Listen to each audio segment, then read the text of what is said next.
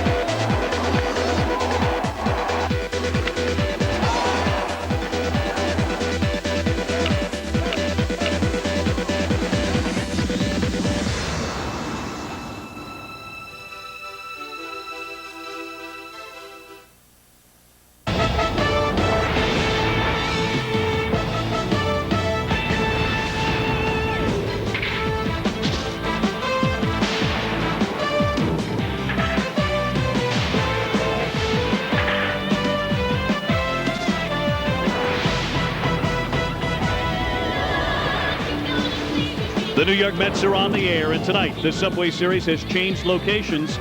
This weekend, the Yankees have come to Shea for the first of three after the Mets lost 2 of 3 last weekend in the Bronx. The mound matchup is Steve Traxel against Mike Mussina. It was an opportunity before the game for A-Rod to meet the Mets leadoff man Jose Reyes. Derek Jeter is here. He's in the lineup tonight. The men and women of the press corps, well, for them, the matchup has lost none of its luster. A crush of media greeting the clubs a couple of hours ago. More opportunities to meet and greet. But in a few moments, the friendly air of the pregame gives way to the Mets-Yankees and Game 1 from Shea. Hi, everybody. Welcome. We've had another rain delay. It wouldn't be the Mets and Yankees without one, but we're ready for baseball shortly. Dave O'Brien along with Tom Seaver. And Tom, the Yankees come in with the best record in baseball. They're coming off a thrilling victory over the Boston Red Sox in 13 innings last night. The Mets went to Cincinnati and took 2 out of 3 and hit 4 home runs, pulling out the win yesterday. Those victories by the New York clubs really microcosms of the way they've been winning games lately. Lots of home runs by the Mets the last several games, and for the Yankees, a ton have come from behind wins. Yeah, the middle of the Met lineup has really been producing in the last 4 games. The Mets have scored 20 runs. 60 of those have come via the home run. That's a 3-run shot yesterday by Shane Spencer, and it's the middle of the lineup that is doing the damage for the New York Mets. That's certainly what you look for, the guys in the middle of the lineup.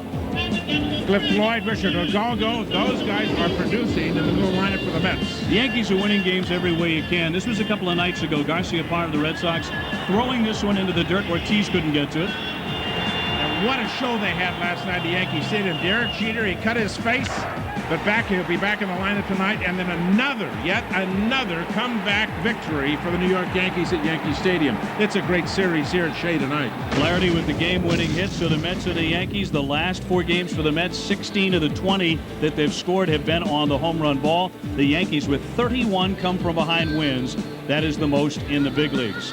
And, of course, when the Yankees take on the Mets, they circle in red ink the name of Mike Piazza on that lineup card for the Mets. The same is true when they have to look at Derek Jeter, the way he's been killing the Mets in the Subway Series. Yeah, Mike Piazza has had a lifetime .333 average against the New York Yankees, and he's the one guy in the lineup that can hurt you. You know, David, what do you think about when we just saw that Cincinnati series? The guys around Piazza are hitting.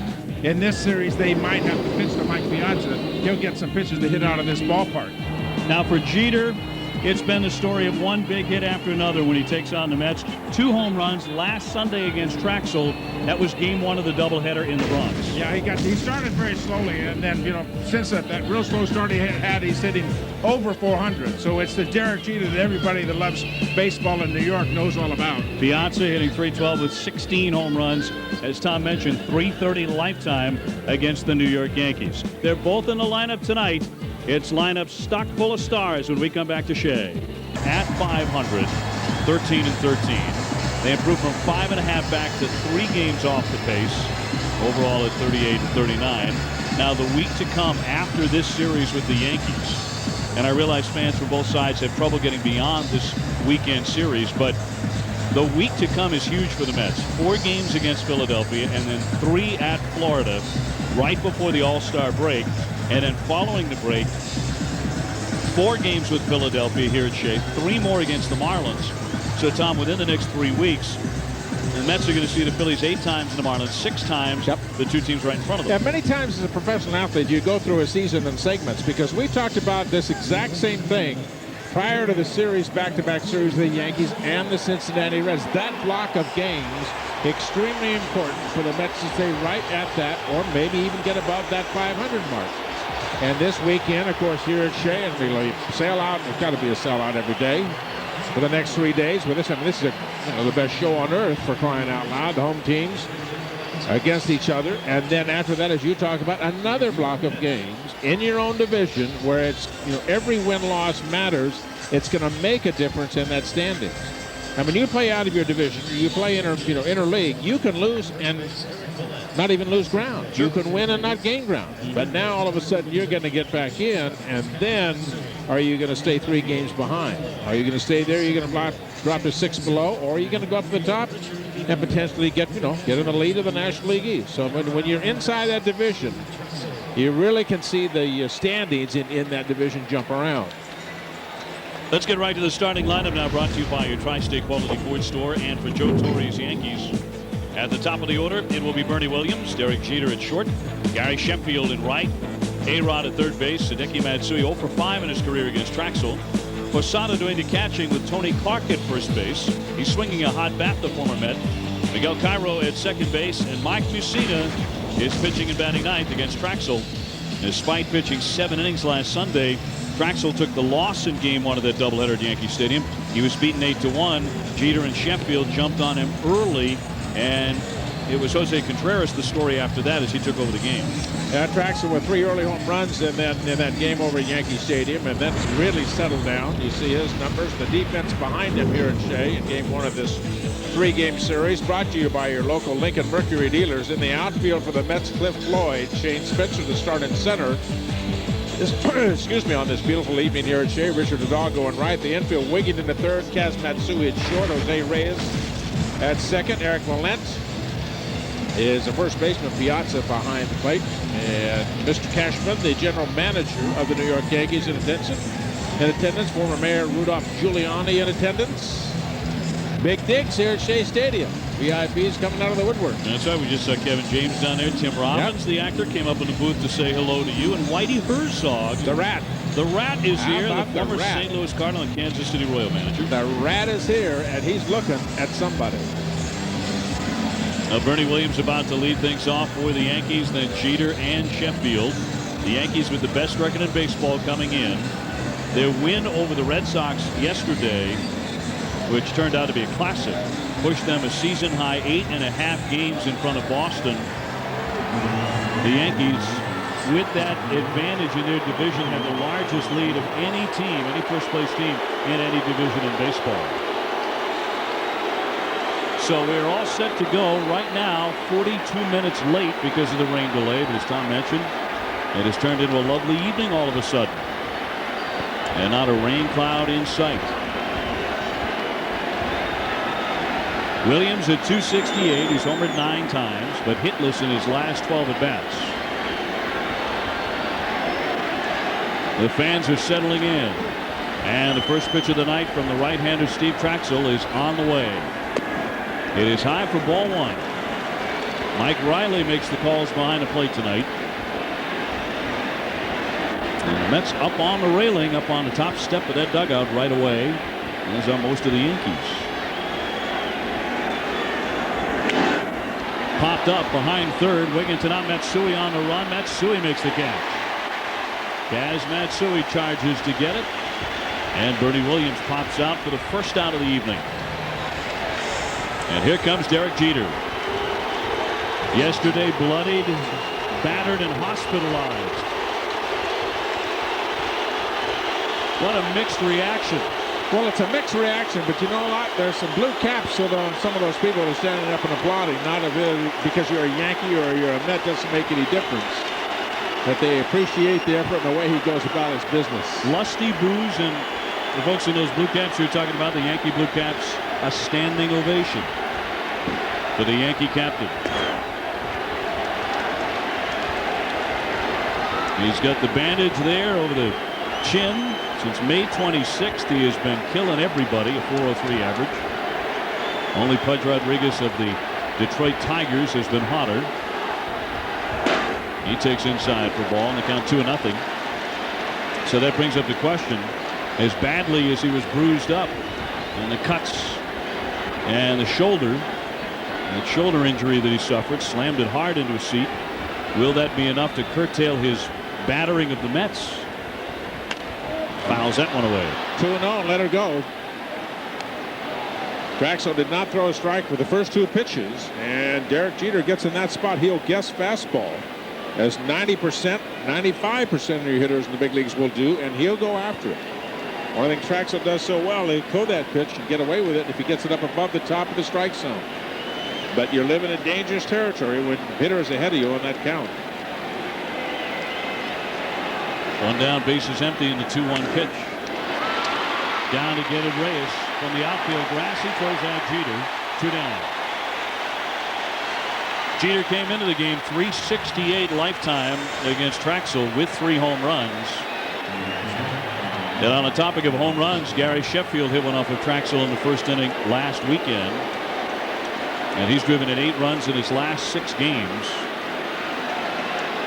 Sheffield probably as terrifying as any hitter this side of Barry Bonds. Let's put it this way, right-hand hitters, when he is as hot as he is right now. Overall at .300 with 13 homers. And he takes ball 1. His home run last weekend on Sunday, game 1 of the doubleheader. That was right after Jeter had gone out, but this one was out in about 2 seconds time. If you blink, you miss it. I mean, just a rocket line drive left center at Yankee Stadium. Oh, he just missed that one. Popped it up a mile high to left. Floyd in for it. And Traxel off to an excellent start. He gets Williams, Jeter, and Sheffield in order on just 8 pitches. Floyd clinching the last one, and the Mets are coming up. Your Tri-State Quality Ford store. Here's the lineup. Jose Reyes, then Kaz Matsui, and Mike Piazza.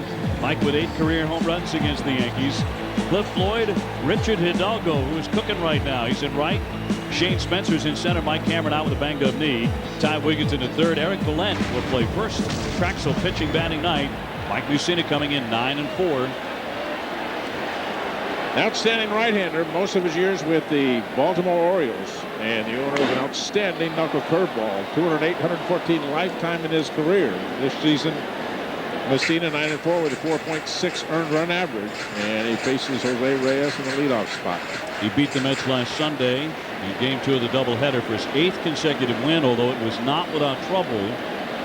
The Yankees won at 11-6. There's a strike on the inside half to Reyes, nothing at 2.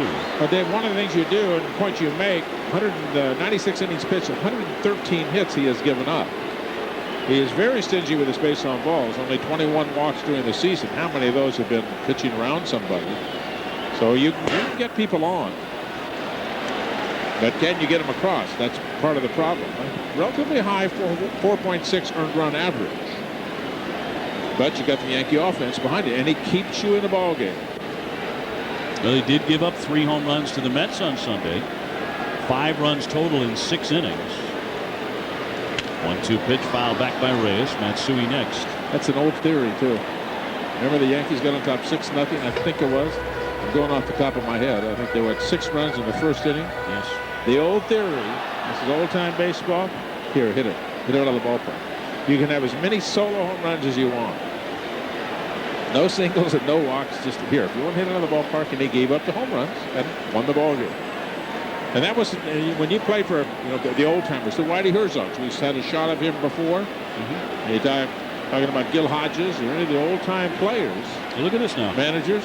That's what they say. There's a chip on the end of that bat. Posada pointed it out to the home plate umpire Mike Riley and then asked for time. Take a look at Reyes' bat. There's a big hunk out of it. I don't blame Jorge Posada. I don't blame him one bit. And that's a safety measure right there. If something gets chipped off, something could land in his eye. I think that's more just a safety measure more than anything else.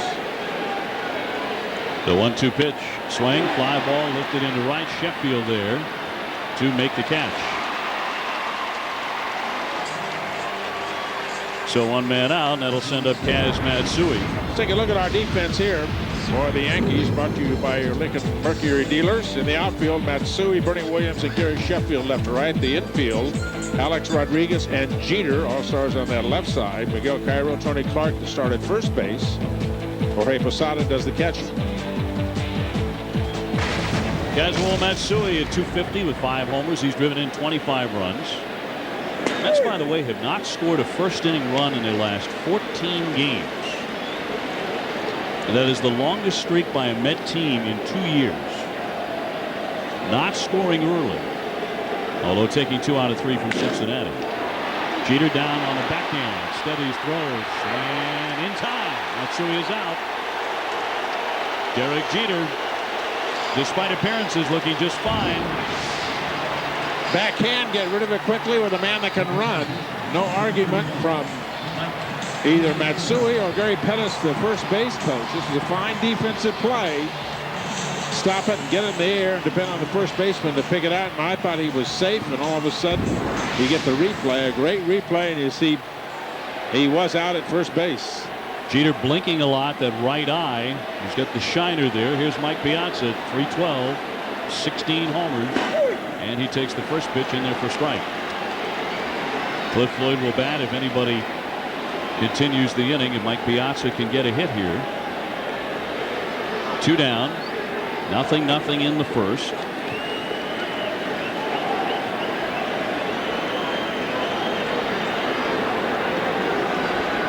The 0-1 pitch hit toward the hole and underneath Rodriguez's glove.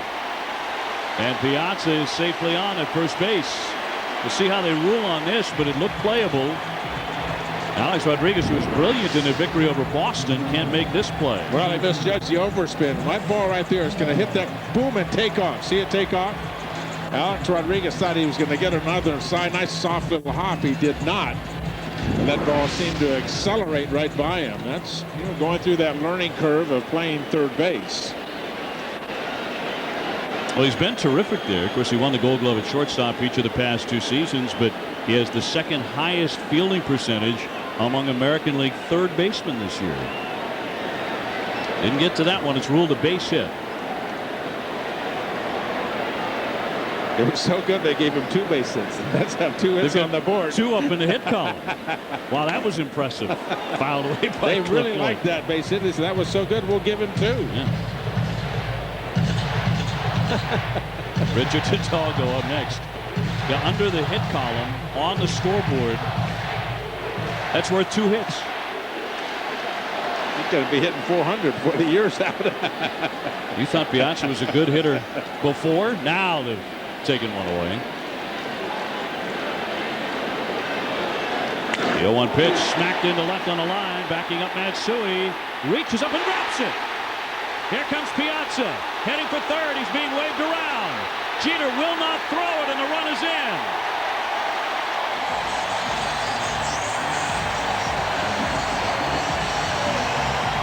The Mets grab a 1-0 lead on some shaky Yankee defense here in the bottom of the first inning. Hideki Matsui could not handle that searing line drive on the warning track. Ball hit like a bullet by Cliff Floyd to left field. He had the ball. That ball's got to be played. Not playing in Yankee Stadium, trying to get adjusted to Shea Stadium. You're not sure exactly where that wall is. And it's got to be on the left field. And also, I think Jeter had a shot at Mike Piazza at home plate. Did not uncork the throw. Did not uncork, and he forgot who was running. And he clearly had a play at your home plate. His shoulder, as you pointed out, David, could be bothering him. Ruled an error on Matsui, and that brings up Richard Hidalgo, hitting .263 with 8 homers. A-Rod could not get the single, which in the end was ruled worth only 1 hit for Mike Piazza. Could not reach it. Seconds later, Matsui drops one. 1-0, the Mets in front. Hidalgo coming off a hot series against Cincinnati. Takes a swing for the fences and fouls it away. Hideki Matsui in left field, a little tentative. Took his eye off that ball. He was searching for the wall out of the corner of his eye on the other side. And just by a fraction, you take it off for that nanosecond. and the ball did not get into the web of the glove. It's the old hometown and home field advantage. Hidalgo homered twice against Mussina last weekend. Fly ball right center field. Hard run, Bernie Williams. He slides. He cannot get it. Floyd is in. Hidalgo's into second, standing up. It is 2-0 the Mets. Bernie Williams sliding deep into the alley, but he came up empty on it. RBI number 38 for Hidalgo. His bats really come alive. He almost got there, but the short-hopped it, almost short-hopped it, did not hold on to the ball. That'll be a double for Hidalgo. And 38th RBI. This at normal speed. A long run for Bernie Williams. Gary Sheffield pulled off. That ball just seemed to go away from him and away from him. The flags in center field are absolutely dead. And it was just sliced away from him. That's the way it came off the bat. Well, the Mets, who were hot with a bat in Cincinnati, pick it up right here in the first inning against New York. It brings up Shane Spencer, wailing away on the first pitch and fouling it back. He's hitting right at 300. The former Yankee. He whacked a 3-run homer yesterday. With Floyd coming in, remember he reached on the Matsui drop ball in left field. So the Mets in front 2-0.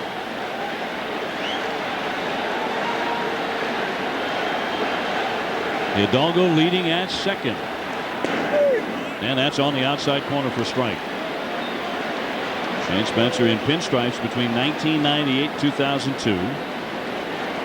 The first inning has been a black hole for Mike Mussina. Look at that ERA of 7.88.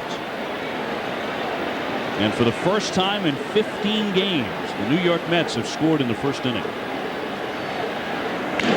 Check swing, didn't mean to. Cairo with it, guns him down, and the side is retired. But a very productive inning for the Mets. A sloppy inning for the Yankees. And the Mets lead it 2-0 after 1 at Shea. The accounts and descriptions of this game may not be disseminated without the express written consent of Sterling Mets. A little wriggle room here for Steve Traxel.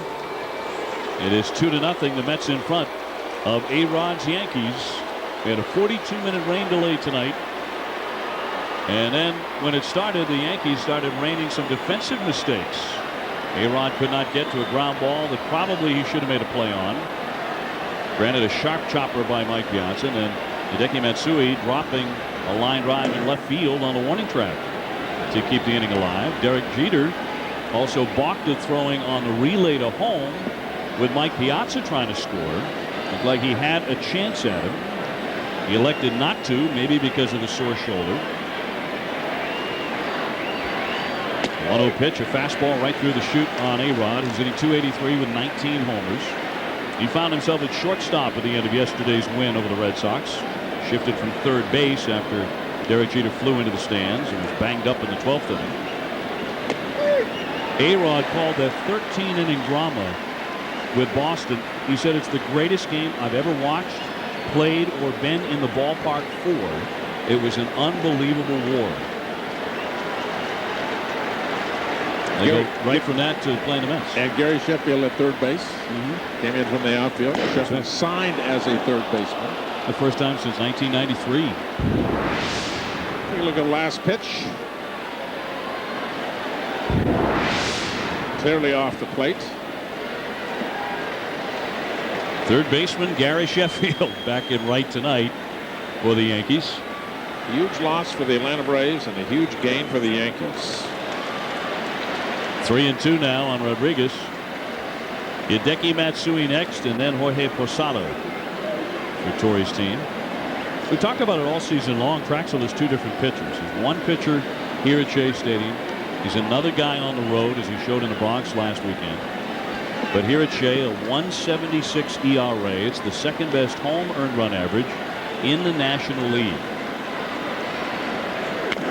Little dribbler. Traxel handles this one. One down. He set down the first 4 Yankees. Let's get a look at that pitch location.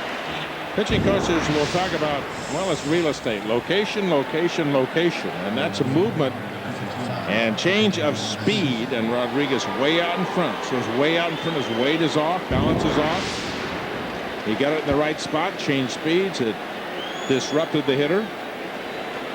And Rodriguez way out in front. Rick Peterson, the pitching coach you saw there, and he, of course, has seen these American League hitters a lot. That is an advantage for his pitching staff.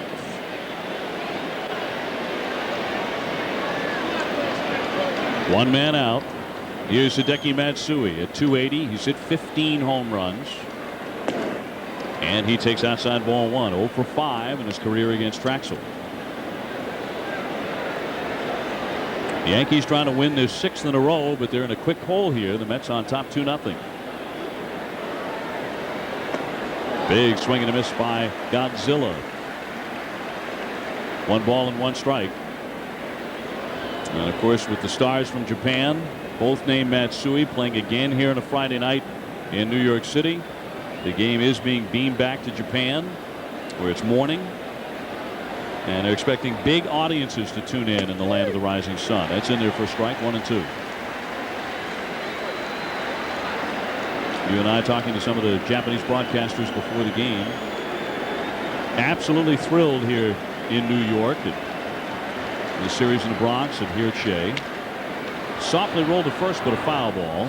You know, we were talking about chatting with some of those news reporters from Japan, some that I knew from the 2 trips that I made to Japan over there, one with the Cincinnati Reds, one certainly with the New York Mets. I think it was back in 1974. There's some of the members of the press corps from the Far East. In fact, that's the makeshift television booth. And you know, the Japanese newspapers will be loaded with photos of both Matsui's tomorrow morning. The 1-2 pitch up high. Posada up next. You made an interesting point about when Posada in the first inning with Reyes batting had a chip on the end of that bat, and he asked the home plate umpire Mike Riley to get Jose to throw that bat out. He did, and he got a new one. He wound up flying out to right field. Count 3-2 now on Matsui. But that's a defective bat. That's interesting to me that Posada, knowing that an opponent was swinging a defective bat, would want that bat thrown out instead of keeping it. He doesn't want a splinter in his eyes. I understand that. That's in there for strike 3. Traxel strikes out Hideki Matsui. He catches him looking, and they're 2 down. 3-2, good pitch by Traxel. You decide right on that corner. Hideki Matsui looking inside. That's not even dead on the corner. That had a good piece of the plate. The hitter will tell you what he was doing. He's looking either for the splitter. You see his rear end seems to be gone there. He's looking middle end. Didn't get it. Traxel got it on the outer half of the plate. Well, when you get a hitter looking on one side of the plate, not defending the plate, when a hitter like that should do, you get their balance going the wrong way, and that pitch on that outside part of the plate, not corner part of the plate, becomes a perfect pitch. Giambi out of the lineup yet again because of intestinal parasites. In fact, the same thing that has afflicted Kevin Brown, the Yankee pitcher, who's also been troubled by a bad back. But intestinal parasites are not contagious. So this is a great mystery. Also very rare in places like the United States. So Giambi thought at first maybe Japan was where he might have contracted that, but most of the doctors say that is not the case. Fouled away by Posada. It's not something you can spread around a clubhouse, you know, by touching the same utensils or whatnot. So it's quite a mystery. But Gary Sheffield actually was examined for the same thing because he's had stomach problems, gastrointestinal problems, and they thought maybe that was part of Sheffield's difficulty. He was ruled out. Line shot and a base hit, scalded the other way over Matsui. A clean hit for Posada. Just the third he's had in 16 at-bats against Steve Traxel. Going the other way, looking the other way, going that way. Posada came in and hit 269, turning right-handed. He's hitting over 300, just 244 left-handed, but a good swing there going the other way.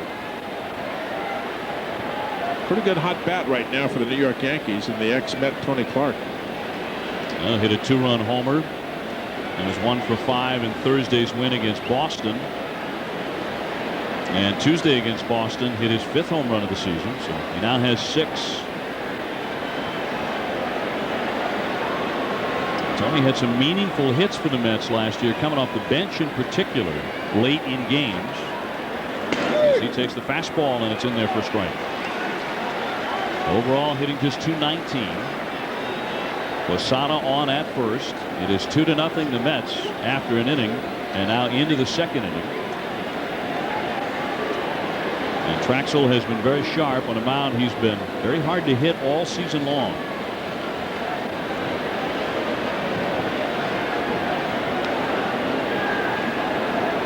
Mike Piazza behind the plate tonight, and the 0-1. Right where he wanted it. That's exactly where Piazza set up, and it's 0-2. Steve Traxel very comfortable on this mound at Shea Stadium. His control has been impeccable so far. Does it hit that outside corner? Oh, perfectly. Just by a whisper. Number 41 and number 31. Big time Met fans from different eras. Tim Robbins came into the booth, and he was a big Tom Seaver fan growing up. Had a lot of kind things to say about number 41. Said he was here in '69 up in the upper deck in the 11th row from the top, or whatever it was, when we either won the pennant or division or World Series, whatever it was. You know, one of the great shots in our opening, that crack crew that we have in the truck down there, was that? Oh, the crack crew, you said. Yeah. Was the shots they had the kids outside Shea Stadium? One in a Met shirt, one in a Yankee shirt. Dad brings the kids. Tony Robbins, same way. One of the kids had a Met shirt, one of them had a Yankee shirt on. Swing and a miss. Clark down on strikes, and Traxel strikes out 2 in the second inning. He gives up 1 hit and strands Posada at first base. After an inning and a half here at Shea, it is 2-0 the Mets. The quote book for the night. This is Tom Glavine will not pitch in the series. Art Howe's decision. Tommy saying no decision ever seems to be an easy one. The fact of the matter is we're trying to win our division. Our season is not going to be made or broken by what we do against the Yankees. It's Tom Glavine. Well, Art Howe has talked about what he thinks about interleague play. And you know what we talked about, David, too, inside your division. Those are the games you really want to win. I mean, from a standing standpoint, where you rank in the standings in your own division, the games coming up after Sunday are much more important than these games. These are great games for the Friends. They're great games for baseball. They're terrific for baseball. Eyes that one to straightaways. 1 up and 1 down. But when you start playing Philadelphia, Florida, and the Atlanta Braves, then that's, you know, the ante, you know, what you have to ante up is double. You know, starting on the beginning of next week, basically what the Mets play exclusively is the Florida Marlins and the Philadelphia Phillies. That's it for a couple of weeks before and after the break. Atlanta gets in the mix in there. They're right before I think it's the 23rd of July, that weekend. Eric Glenn hitting .264, 5 homers. He's driven in 17 runs. 1 down, bases clean, and Messina delivers a strike. A look at the upcoming schedule brought to you by Honda. That's Ginter and So. The next couple here against the Yankees, against Contreras and Vasquez. And then at Philadelphia for 4, followed by 3 against the Marlins in South Florida right before the All-Star break. And right after the break, 4 against the Phillies here, as well as 3 against the Marlins here. So that's a lot of baseball against the 2 teams right in front of the Mets right after this series.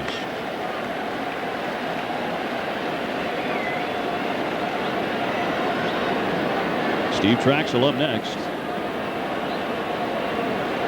Valent talking about Mike Mussina before the game and how, as he stings a single to right field, he fully expected to see an array of those knuckle curveballs. And he said he paints the black edge of the plate as well as anybody he has seen. He got that knuckleball and read it. He was looking almost like Valent was looking for it, and went out and got it, pulled it, rolled that top hand over and pulled it in the hole between first and second. That ball was on the outer half. Instead of trying to hit that ball to left center, he rolled that top hand over and got himself a single. It gives you a situation where you can use your pitcher. That number 8 hole is so important. from the offensive standpoint, and it's so important from the pitcher's standpoint to negate it, because now Traxel could bunt. You can utilize the sacrifice and get a runner to scoring position for the top of the lineup. It's so important. And everybody forgets about it. Well, this is the number 8 hitter. It can't be a real good hitter. It's not a big deal. It's a huge deal in the context of how you go through the lineup, where your outs are, who leads off the following inning. Traxel's dropped down 2 sacrifice bunts so far this season. Hoping this will be number 3. Mussina, an outstanding fielder, throws over to get him, gets the certain out. Valent into scoring position, and they're 2 away. Jose Reyes will try and pick up this RBI now. Jose in the first inning flied out to right field, so he is 0 for 1. Yesterday, he belted one of the Mets' 4 home runs at Great American Ballpark in Cincinnati. Also laid down a bunt single. Those hits followed an 0 for 18 skid. This side of the plate has not been kind to Jose since he came back from the hamstring and back problems. Hitting left-handed, he is just 4 for 42 outside for ball 1. Now, Tom, how long is it going to take him to feel comfortable? How long is it going to take Jose Reyes to swing the bat as he did in July and August last year? Well, that's a question everybody's asking. Nobody really can have the answer. I don't think Jose knows. I mean, you get people who say, well, you got to get, oh, it's going to be a nice play at second. Well, they get Reyes. No, he's safe. Down to third, moves Valent. Reyes beat it out. Cairo trying to throw from the seat of his pants. Well, the speed of Reyes makes Cairo try to rush this play and get its balance. He lost it. Nice stretch by Tony Clark. Wow. Bang, bang at first base. Oh, wow. Maybe the Mets there got a break. Oh, they did. Chuck Merriweather, the umpire at first base. Take a look at that from this angle. Oh, yeah. They caught a break there. Now capitalize on it. Yeah, it's in the glove. He has possession, and Reyes isn't there yet. He should have been out. So the inning ought to be over for the Yankees, but very little is going right for them in the early going. And the speed of Reyes on at first base with Eric Valent at third, and the Mets bidding for more, already in front 2-0. Reyes on with an infield hit. Kaz Matsui 0 for 1. He is grounded to short.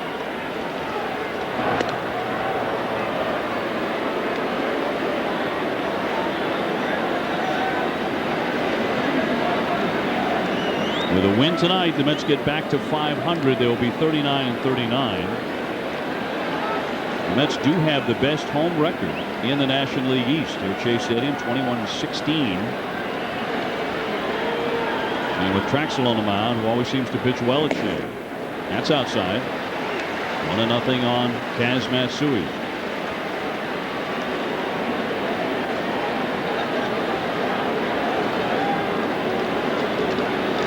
The odds are lurking.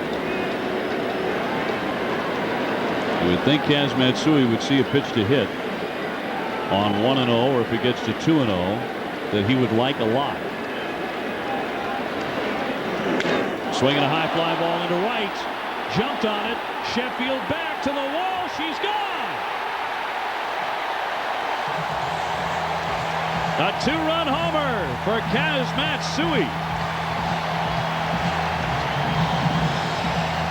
Pardon me, a 3-run homer for Kaz Matsui. His 6th home run of the season.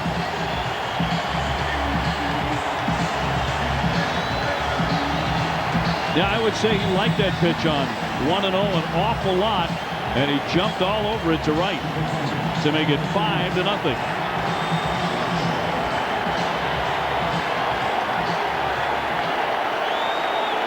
Well, that's the catbird seat right in front of Mike Piazza. Well, if you get ahead in the count and Piazza in the on-deck circle, you can bet you could sit fastball. What did he get?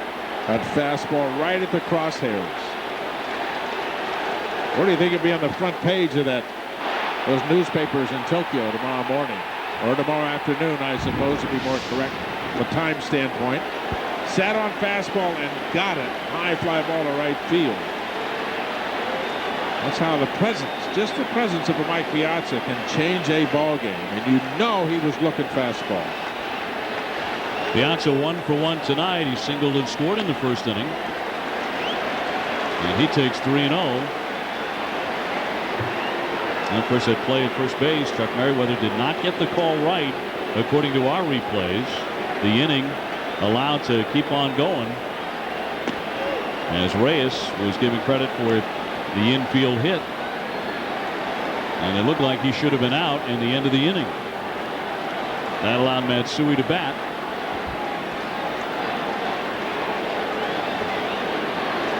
All smiles here. 5-0 the Mets. 3 balls and a strike on Piazza. He fouls it away.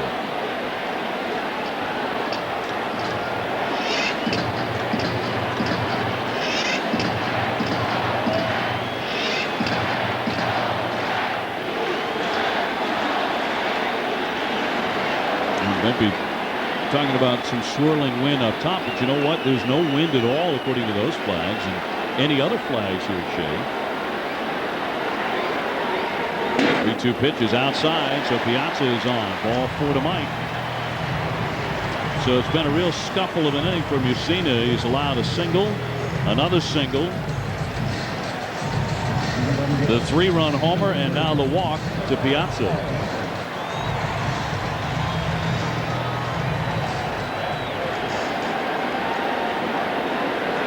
Here's Cliff Floyd. He reached on an error by Hideki Matsui in the first inning. And he came in to score on the double by Richard Hidalgo. Piazza aboard with 2 out. Fouled away, and a mighty cut by Floyd as he went for the downs on that swing. That's the 20th pitch of the inning for Mike Mussina. You look at it again. He has struggled through this inning. That's pitch number 20. Pretty good breaking ball right there. Floyd way out in front of it.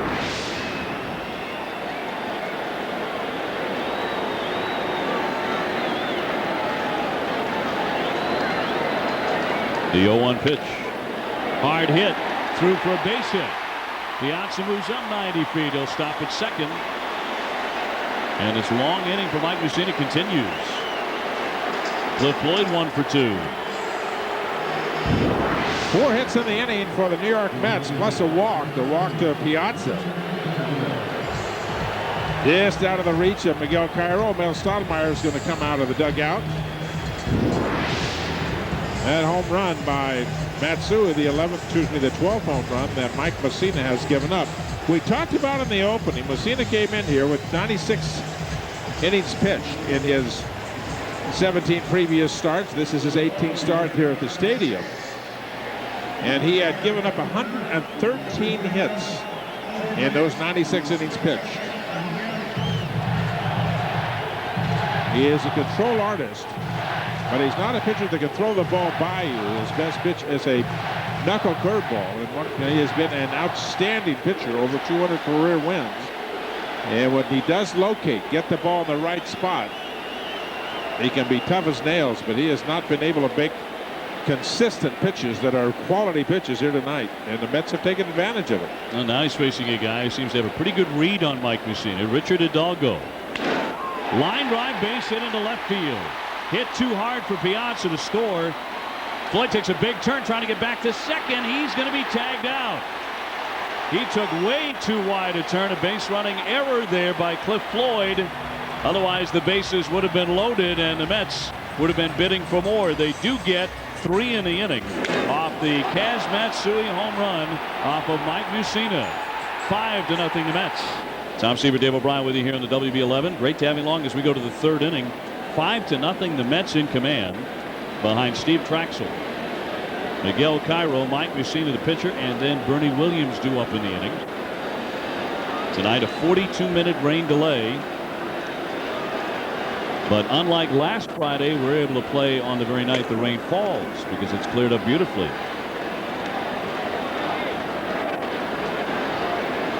Mr. Seaver and an old pal. I couldn't see the number then. It was 14. It was Gil Hodges, and I don't remember what number Ron Hodges. I would presume it's Gil Hodges. Yep, it's 14. Saw Joni Hodges out here at the ballpark the other day. I believe it was 2 weekends ago. Looking just as lovely as forever. There's Mr. Hodges. That kind of personality, that's what you wanted to call him, too. Mr. You didn't do it, but you felt like you should, you know. And the one thing you didn't want was to have him calling you, because I want to speak to you in my office. You didn't want that. That's one thing when you got to work, you didn't want to have Gil wants to see you in his office. 2-1 to Cairo, popped up right side. Vallette searching for it, couldn't find it, and it's off into the crowd anyway. He had a lot of trouble with that ball because there's some darker clouds overhead, but some twilight as well. You ready for a little Dodger quiz from Seward O'Brien? Sure. What was his nickname? What was Gil Hodges' nickname? How's that, huh? That's a good one. And I don't know how in the world you'd ever come up with it. It was Tex. No. He's from Princeton, Indiana is where he was born. Princeton, Indiana. And played and lived in Brooklyn. Raised his family in Brooklyn. Joni still lives in Brooklyn. You're not going to give me a hint? No, well, I could, but Is it a funny, sweet nickname? No, it's just it's kind Is of it an ironic nickname? It's a non sequitur. That doesn't fit. If it, maybe if you were in Miami, you'd be able to figure it, but I don't know whether you'd be able to do that or not. I have no idea. That was a clue in case you've got I did kind of get a deep, that, That's too far to go. Yeah. What was Gil's nickname? How many times do I have? This isn't common knowledge. I have to ask you many times, don't I still don't get it. What's his nickname? Mooney. Many moons. Moon over Miami. Come on, you should have picked him. That's terrible. His nickname was Mooney. I don't know where it came from. And the old players called him Mooney. We players did not call him Mooney. If we were going to call him that, we'd have called him Mr. Mooney, but we did not do that. So when you got hauled into the office, no, you didn't say how you doing, Mooney. How you doing, Mooney? No. Good to see you again, Mooney. Off the middle, track down nicely to his left. Matsui throws on to get Cairo. Let's go downstairs to Kip Lewis for an update on Mike Cameron, who's out of the lineup tonight because of a banged-up knee. Yeah, Dave, you mentioned that banged-up knee, and he also added before the game that he said he's also having a problem with his groin. He said he was in a lot of pain before tonight's game. In fact, he said as of right now, he can't even run. He's hoping to play sometime this weekend, but as of right now, guys, it doesn't look too good. Dave? Well, Mike Cameron's a guy who doesn't like to complain about injuries, although he seems to have had more than his share in the first half of the 2004 season. As we've seen as he takes a strike. Look at the injury. This is a Great American Ballpark on Wednesday. He went diving and hitting that left knee hard into the ground. That was before the groin injury he talked about. Swung on and missed by Mussina. The count quickly 0-2. So Mike Cameron out of the lineup for the foreseeable future. Shane Spencer manning center field tonight. Cut on and fouled away right there at the plate. So Mussina hangs in there. Still 0-2. Bernie Williams up next. Bases clean. 1 out.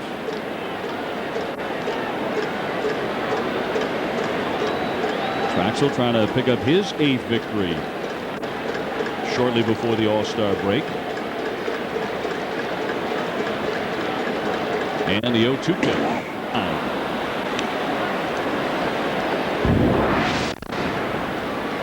Piazza set up outside, ball missing.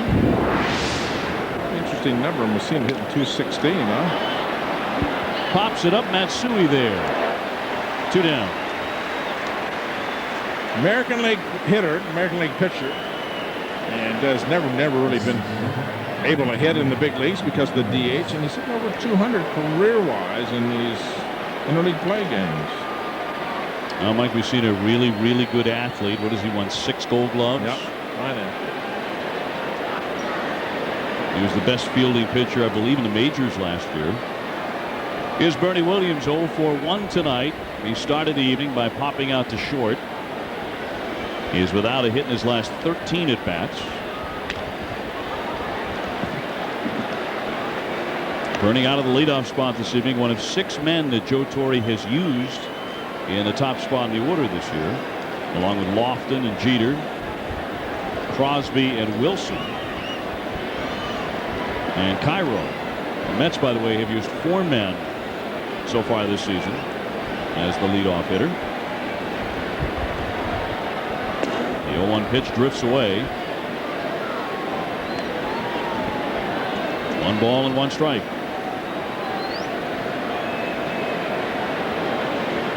It's a different looking Yankee team when you look at the faces of A-Rod and the others than the one that left the diamond after the 13-inning thriller against Boston yesterday.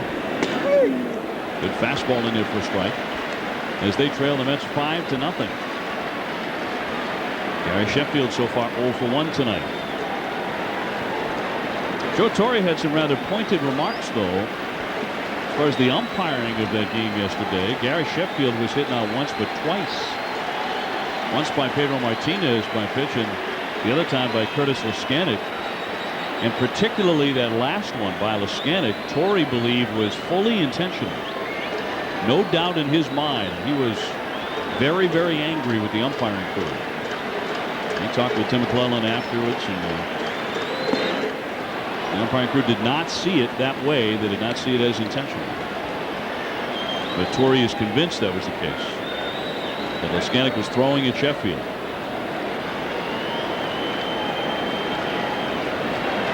Bases empty, 2 down, 2-2 the count on Bernie Williams. The switch hitter puts it in play, right to Reyes, an easy stop. Side retired. Another breezy inning for Steve Traxel. He gets them 1-2-3.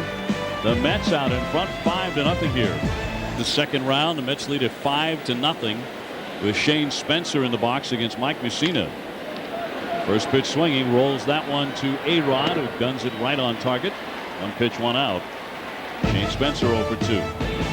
New York Mets baseball is being brought to you tonight by your Honda dealers. Discover the great values now being offered. And by AM New York, New York's free daily newspaper. Mike Piazza being cooled off with some cold towels on the bench.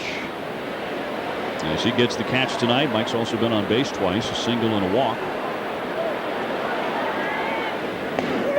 That's something that the Yankees have been trying to do to Piazza ever since interleague play started. Cool him off, but they've had very little success. His batting average against the Yankees is around .340 with 8 homers. Ty Wigginton is 0 for 1. He goes for the downs there and misses it. It's 0-2. Looked like Ty Wigginton got a hanger right here. Oh, yeah, middle in. Oh, pulled off it. I don't think he can swing much harder. No contact, no home run. Popped up. Is it catchable? Clark believes it is, and right around the coach's box, he's got it. Ty Wigginton 0 for 2. He has just 1 hit the last couple of weekends against the Yankees.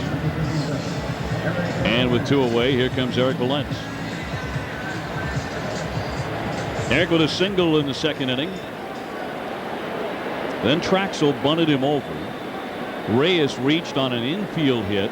The replay showed he should have been called out at first base. Chuck Merriweather missed that call. Moments later, Kaz Matsui hit a 3-run homer. Little comebacker, and it's a 1-2-3 inning for Mike Mussina.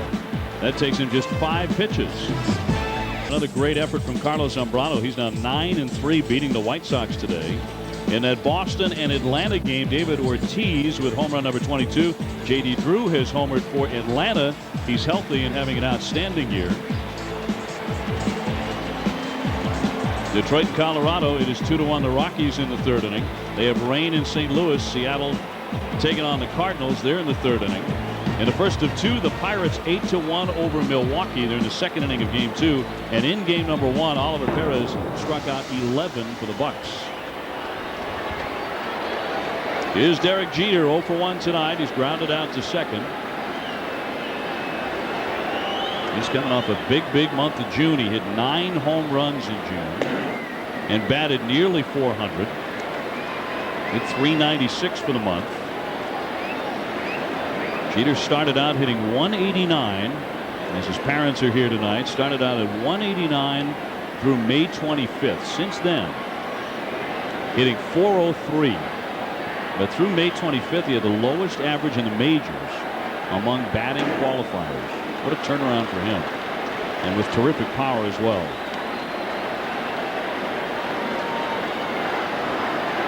A big June behind him. And some big bruises to show for that 13-inning win over Boston. Sheffield next, then A-Rod. Traxel's 2-0 pitch. He's taking, and it's outside for ball 3.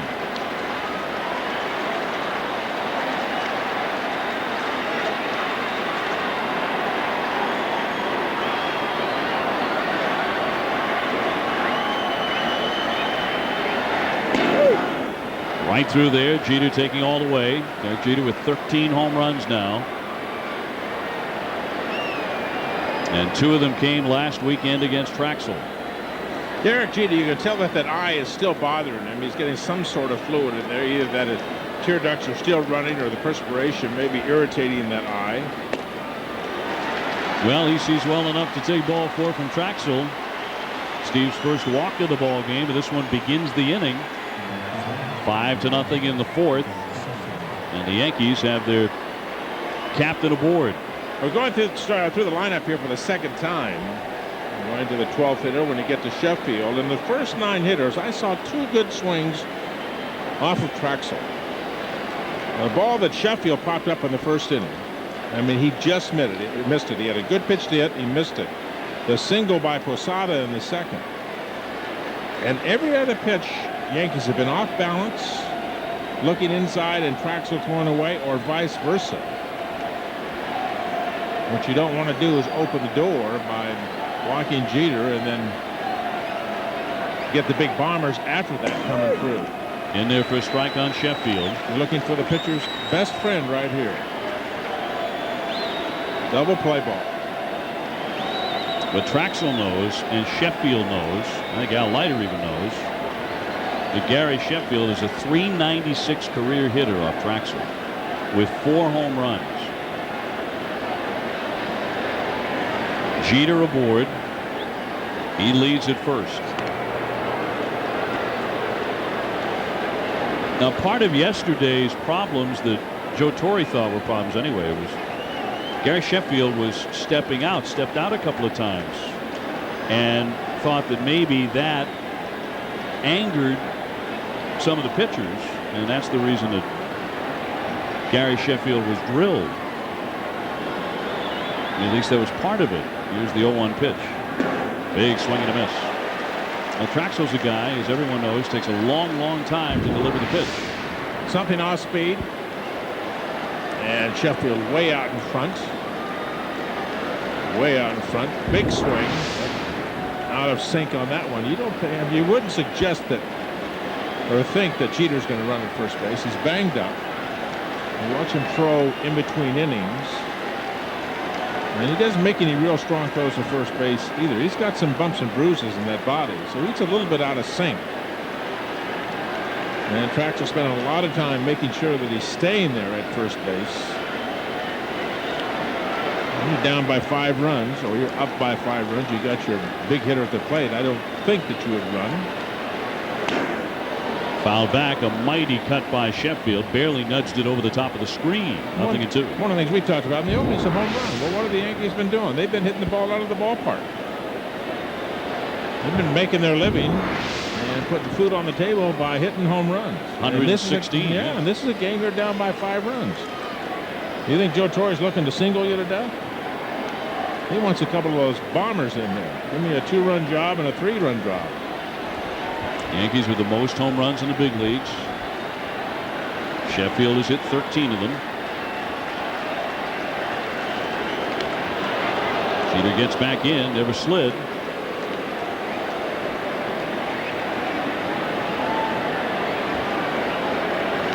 Now the White Sox right on their tail as far as the home run totals. The Texas Rangers team getting a great year out of Hank Blaylock, who swings for the fences virtually every cut. And he's been connecting a lot. That's a team that can score some runs. With Young and Teixeira, they've got some guys who can swing. Runner not going, and it's outside on Sheffield. So 1 ball and 2 strikes. A-Rod, the former Ranger, in the on-deck circle. The White Sox still lead the major leagues of runs scored, 433. The Yankees have scored 420. Kind of a surprise team, huh? Big Hurts having a pretty good year. Chicago. And they've been doing this lately without Magglio Ordonez. Once again, Jeter gets back in. And the White Sox with a 2-game lead over Minnesota going into play tonight. They made the trade to get another pitcher, Freddie Garcia. I looked in the box score today. Timo Perez, who Mets traded in spring training to the Chicago White Sox, is hitting .292, playing pretty good baseball for Ozzie Guillen, the manager over there. It's a good offensive lineup. The 1-2 into the dirt, blocked by Piazza, and Jeter will freeze at first base. A lot of splitters again from Traxel in this outing. Sheffield, I mean, he always looks antsy in the batter's box, but has to wait a long time for Traxel to pitch. He steps out now.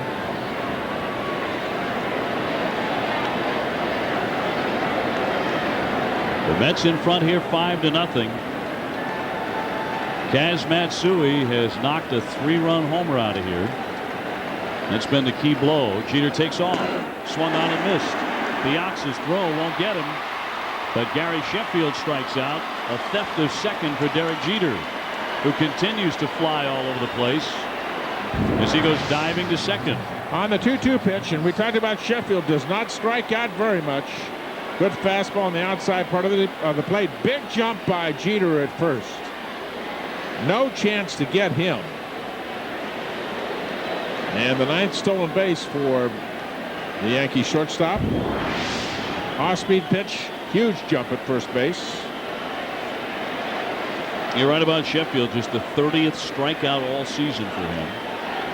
For a guy who swings that hard. And about 275 at-bats, too. Rodriguez now. He's tapped back to the mound, 0 for 1. 1 man out. Swinging a fly ball to center. Spencer backs up, has room to make the catch. He's got it. Jeter very aggressive, heading into third. He's there standing, 2 down. Shane Spencer getting that start tonight with Mike Cameron out with a balky knee as well as a bit of a groin problem, as Kip told us earlier. So 2 down, and here comes Hideki Matsui. It's still fairly early, only the 4th inning, but already a rough night for Hideki. Struck out looking in the 2nd inning, made an error on the warning track early in the game. In the very first inning, he dropped the fly ball. That was off the bat of Cliff Floyd. Now he tries to pick up an RBI with Derek Jeter at third and 2 away.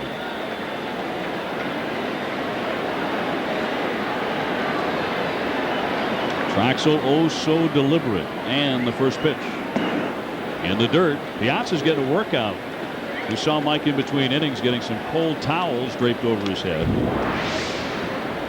It's another off-speed pitch, breaking ball. That's curveball in the dirt. Nice job by Piazza to block it. Keep the tailgate down.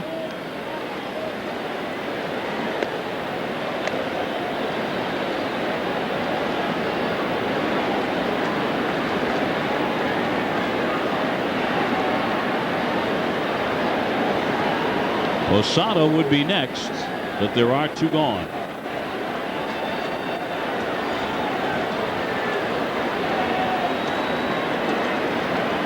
The 1-0 hammer to center field, but right at Spencer. Barely had to move to make the catch. Side retired. No runs or hits.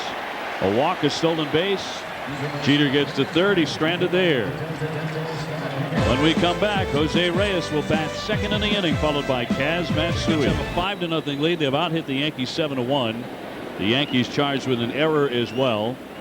3 runs in the 2nd inning. All those off the bat of Kaz Matsui. A 3-run homer. Traxel starting off the home half of the 4th here for the Mets. Put down a sacrifice bunt in the 2nd inning. And it's Reyes and Kaz Matsui.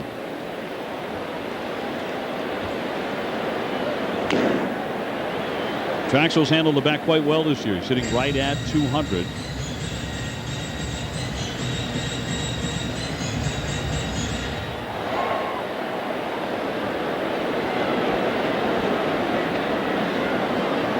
Well, a win tonight for Steve. He is 8-6. And we'll get another start before the All-Star break as well. Takes the 0-2 up high. 1 ball, 2 strikes.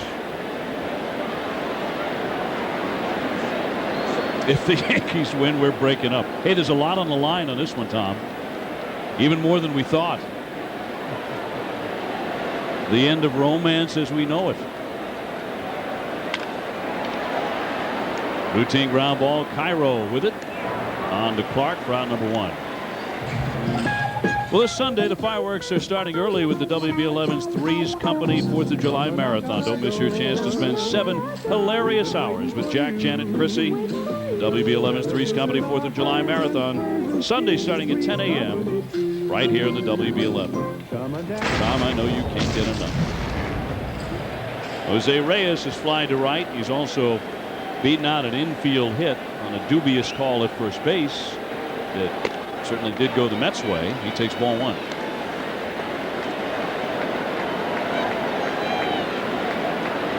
The Mets are getting production tonight out of the top of the order. Reyes with a hit. Kaz Matsui with a 3-run homer. This one fly to right field. Pretty well hit, but Sheffield moves over toward the line. 2 down. The top of the order has not been a productive spot for the New York Mets. But tonight it has been. Kaz is 1 for 2. He's grounded to short. The 3-run homer in the second inning off Mussina made it 5-0.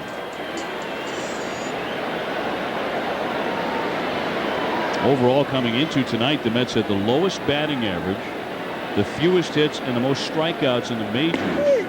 In their 1 and 2 spots in the order combined. Kaz trying to change it. Kaz sitting right in the catbird seat right there with Piazza in the on-deck circle. Certainly Mike Mussina did not want to walk him and have to face Piazza with the bases loaded. Well, sliced down deep into the left field corner, but foul. And they got behind Matsui. And Kaz Matsui and just sit on that dead red and got a mediocre fastball in the middle of the plate.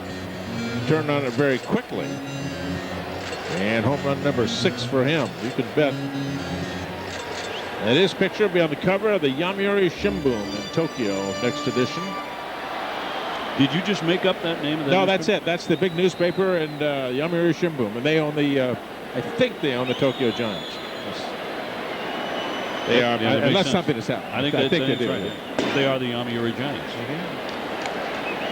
In Japan, teams are named after, not the team name, but what prefaces that is a company name. Could make refrigerators, they could sell newspapers, they could make candy bars. Swung on and foul tip to the mid for strike 3. Posada does a nice job hanging on, and that's it for Kaz Matsui as he fans. Mussina has set down the last 6 in a row. Here comes Traxel, right hand corner. You've won an autographed Al Leiter jersey. See your game card for instructions on how to redeem your prize. That's the combination you're looking for. There, a home run. Go. Here's Posada now, base hit in the second inning. He is 1 for 1. Posada, Tony Clark, and Miguel Cairo the batters. That's 6, 7, and 8 against Traxel, who has given up just 1 hit, and that's to this man, Posada. Now the 4th inning started with Jeter taking ball 4. Eventually he would steal a base, but Traxel, working through a very tough part of the order, struck out Sheffield. It was while Jeter was stealing the base. Got A-Rod to fly out and got Matsui to line out, both of them to center field. A ball and a strike on Posada. One ball and 2 strikes on Posada as Derek Jeter has gone 0 for 1 tonight.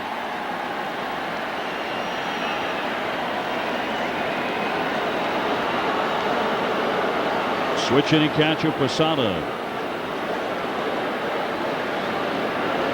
And the 1-2 pitch from Traxel. Up the middle.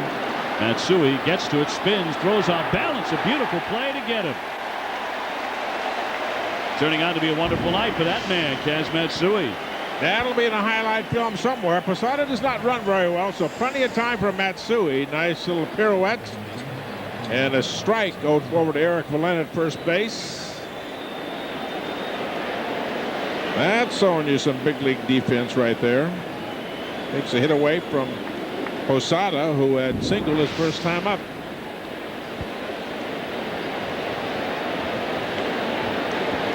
Tony Clark 0 for 1. He struck out in inning number 2. Now this one seems to be going along the lines of most of the Yankees and Mets games in these Subway Series. 9 of the last 14 have been decided by a margin of 5 or more runs. The Yankees winning 6, the Mets 3. That included all 3 games last weekend in the Bronx. And the Mets have a 5-0 lead here. So the nature of this series, Tom, has been big margins for the winner and rain for both of them. And home runs. Home runs against Traxel, his last start against the Yankees over at the stadium. Matsui, the grand slam he had in that series. Not a good swing again by Tony Clark. I was talking about good swings, and you know, a pitching coach will sit there and watch his pitcher, and how many times the hitters have good swings. Clark, you see him collapse everything to try to get the bat head of the ball. And up to until the 4th inning, really only 2 good swings in the ball game by Sheffield and then Posada. 2 good swings last inning, one by Rodriguez and Matsui. Don Mattingly, the hitting coach. The 1-2 to Clark. Little trickler. Going to be a tough play. Traxel with a bare hand throws and gets him. Made it look pretty easy. No panic there in Traxel to get Clark. 2 down. And another bad swing. Traxel pitching beautifully, keeping the hitters off balance. And you can see Clark way out in front. The hand flies off. And he hit the ball about 15 feet. Traxel, a good athlete. Fields his position very well and barehanded. Throws the ball perfectly to Valent, the first baseman. Well, when you see a team not getting good swings, off balance, one-handed swings, trying to collapse, it means your pitcher is getting more than one pitch over. Hitters can't just sit there and look for a singular pitch. All right, I'm just going to look for a breaking ball. All right, I'm just going to look for the fastball. And you can get to the point where you don't get pitches over in the right spot. Hitters will say, well, I'm just going to look for fastball middle in. I don't have to look for anything else because this pitcher's not throwing anything for strikes on the outside part of the plate. Well, Traxel's been very, very good tonight. His hitter's still off balance against him. Fly, pretty well hit right field, but Hidalgo backs up, snatches it. 1, 2, 3, they go. Once again, that's for the 3rd time in 5 innings. 2 up. Mike Piazza, Cliff Floyd, and Rick. To purchase your Grand Slam ticket pack, show up at Shea, call 718-507-TIXX, or log on to Mets.com. Have your MasterCard ready. Dave O'Brien with Hall of Famer Tom Seaver. Mike Piazza in the box. So far tonight, he has not made an out. He has singled and drawn a walk. Started the evening hitting .312 with 16 home runs. Piazza catching this evening, batting out of the 3 slot. Rips that one sharply right up against the tarp, which was necessary earlier tonight. At 7:10, it was raining here. Little sinker in. Mike Piazza, real good bat speed. That ball whistled down the left field line. And Alex Rodriguez looked over at the third base dugout, looked into his own dugout. Like, what happened? What did I do if he hits it at me? Line shot, this one fair, and it drops into left field for a base hit. Mike's 2 for 2. So having a good old time against Mussina, ripping line drives and blowing bubbles. There's a hanging curveball right there. Piazza out in front. Ball's out away from a little bit, but you saw it coming, read it very early. That ball gets in about 4 or 5 inches. That's a home run to left field. But Mike hit a line drive to left field. 8th hit for the New York Mets here tonight. Another mistake by Mussina, capitalized on by the Met offense. Cliff Floyd has reached on an error, although he did send Matsui to the warning track where he dropped the ball in the first innings, also singled. Piazza not being held at first base, and it's inside for ball one. We're talking about Mike getting the catch tonight as Hidalgo waits on deck. Mike Piazza has now started more games as a first baseman this year than as a catcher. As of Wednesday's game in Cincinnati, when he started at first base for the 33rd time this season. A sweeping miss by Cliff Floyd. 1 ball and 1 strike.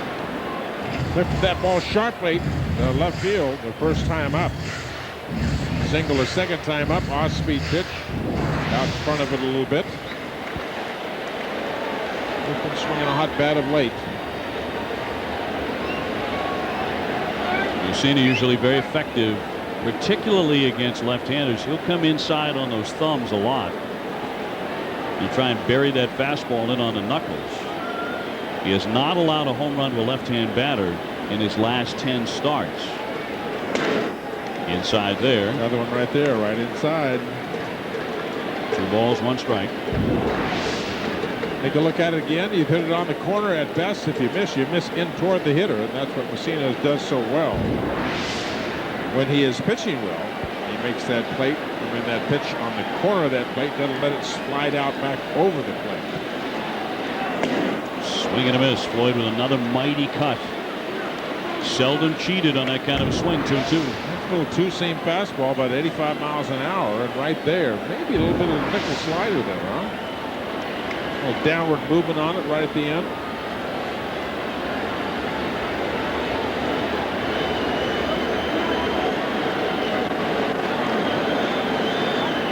Piazza getting a short lead at first.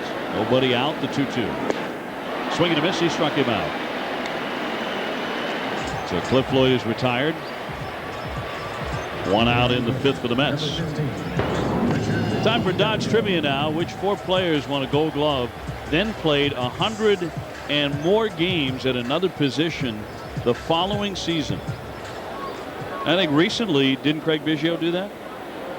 As he moved from, I think that sounds right, his catching position out to second base.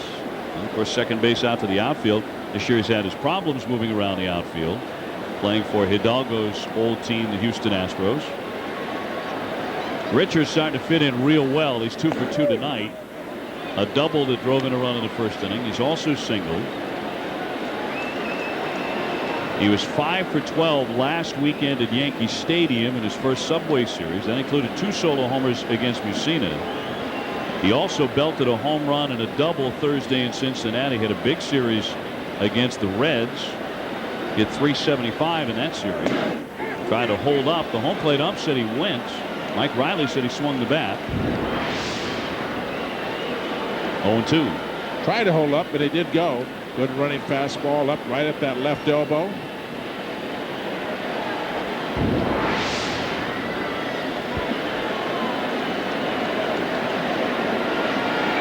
The Mets trying to beat Mike Mussina for the first time ever. He is 5-0 with a .310 ERA against the Mets.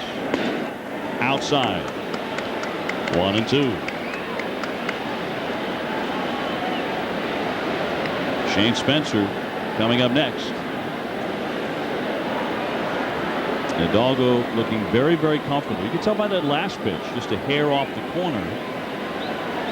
And he did not think about swinging the bat. But he's a pretty confident hitter right now. He asks for time.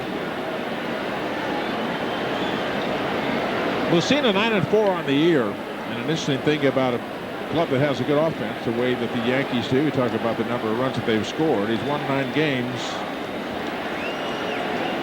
And the Yankees have averaged 9 runs per win that he has when he has pitched.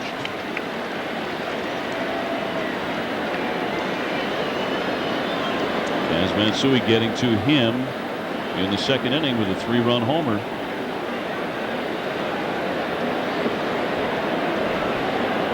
Mike Piazza reaching moments ago with a base hit. Then Floyd struck out. The 2-2 to Hidalgo, swinging a deep drive left field. This one's gone right now. Look at this baby sail. Gone.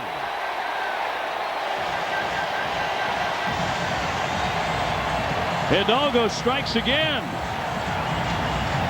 That's 3 home runs off of Mussina in the last 2 weekends.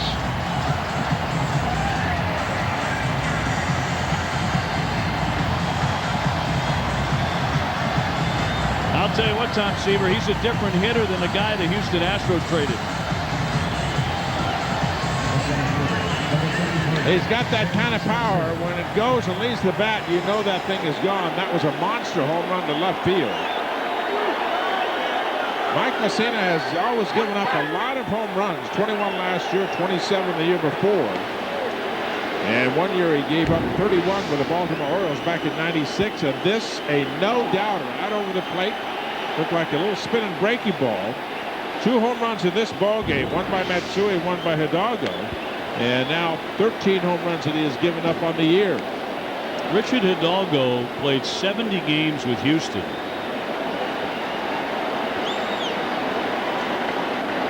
And just didn't find that home run stroke at the end. He wasn't hitting anything. Well, now he's hit 5 home runs in 13 games as a member of the Mets.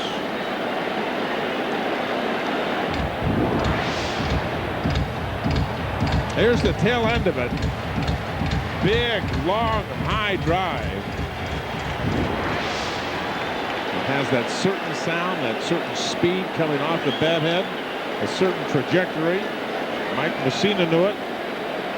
90% of everybody else here at Shea Stadium in a sold-out house knew it as well. Swing and a miss by Spencer. He's down on strikes. 2 gone. Let's listen to the home run by Hidalgo. He got good wood on it.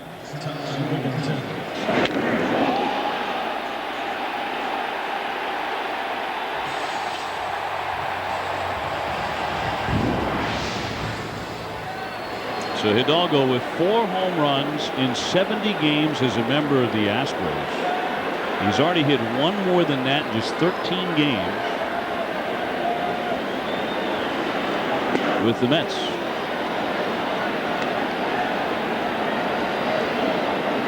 That is a trade that is looking better and better. Ty Wigginton 0 for 2. He's flying to center and popped out foul to first. 7-0 the Mets. Building a rout here of the Yankees. And 1 hit for the Yankees.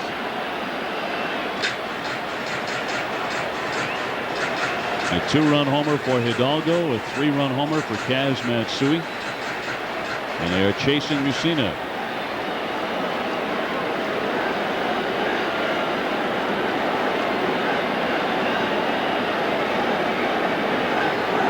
Oh, 2 pitch. That's hammered into left right at Hideki Matsui. The side is retired. The Mets continue to get very good swings. Hidalgo's 3 for 3. He's a triple shy of the cycle because he's added the home run. A 2-run blow.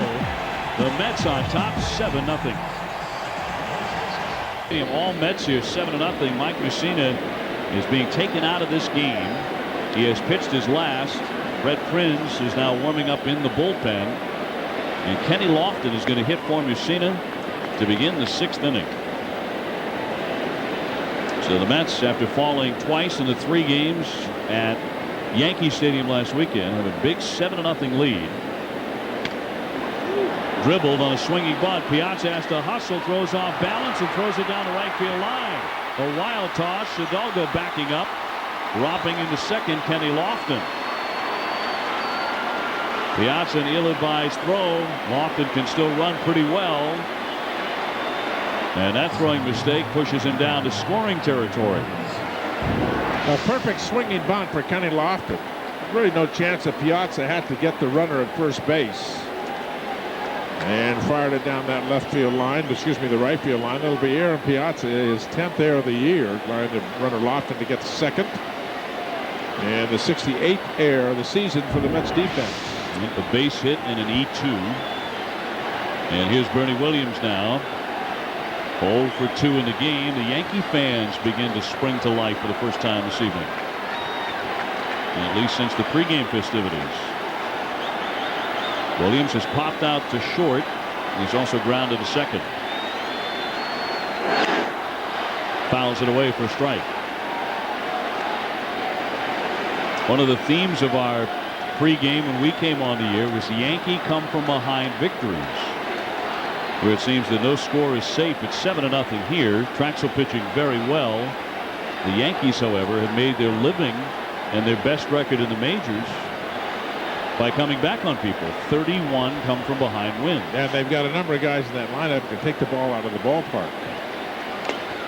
Good pitch. On and miss. Yeah, it's a great pitch by Traxel. A lot of these bad swings by the Yankee hitters.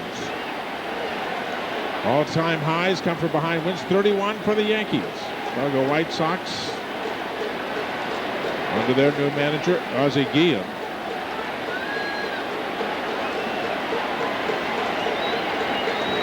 And of course, the Yankees coming off a resounding come-from-behind win against Boston in 13 innings. And an amazing baseball game.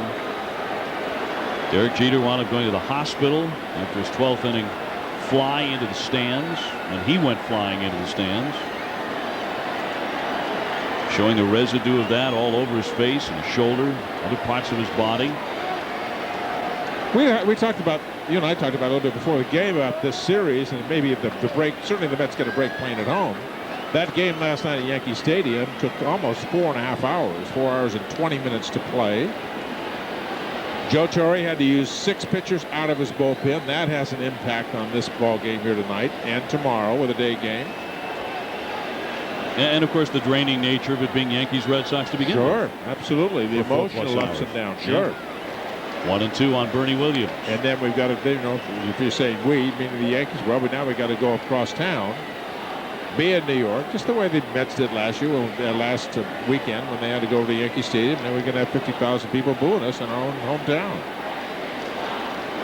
I don't think it bothers them one iota, but it's one of those little psychological things that, you know, plays on one's mind.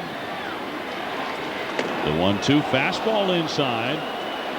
Traxel kind of dipping his head after drilling that one in there. Clearly wanted it. Steve Traxel wanted this. It looked like it might have been high when it run across the plate. Certainly caught in the right spot by Piazza. Let's see this one here. Going for that left elbow. I don't think I blame him for wanting it. It was right at the elbow. That's really the line right there. That front elbow went right by it. And it's clearly on the plate. 2-2 got him that time. He catches him looking. Bernie Williams to take a seat. Traxel strikes him out. 1 away. 4 strikeout for Traxel, and that's a good one right there. Got that moving fastball, trying to jump out of the way. Watch Bernie Williams try to back up. Oh, I'm going to back up. Clearly on the plate, right up at knee level.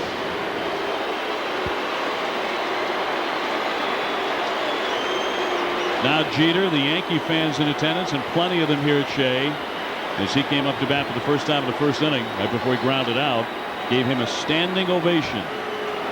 And David, you heard me talking about there's certain outs in a ball game that you've got to have, and this is one of them right here. Talking about Derek Jeter. Yes, point being 7-0 ball game. This is a ball club that can score a lot of runs. Talking about the Yankees, and they can score them in bunches, and they score them with home runs. And the guy in the on-deck circle right there is what I'm talking about. Don't give him the opportunity to hit a 3-run and virtually cut the lead in half. Yank foul. That one skips off into the crowd off the bat of Jeter. 1-1.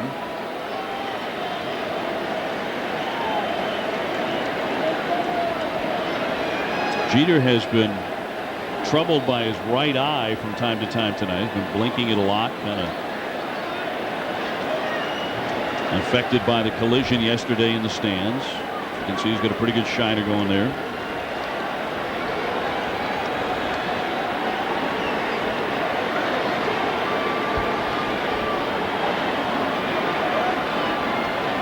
Traxel with a set in the 1-1 pitch into the dirt.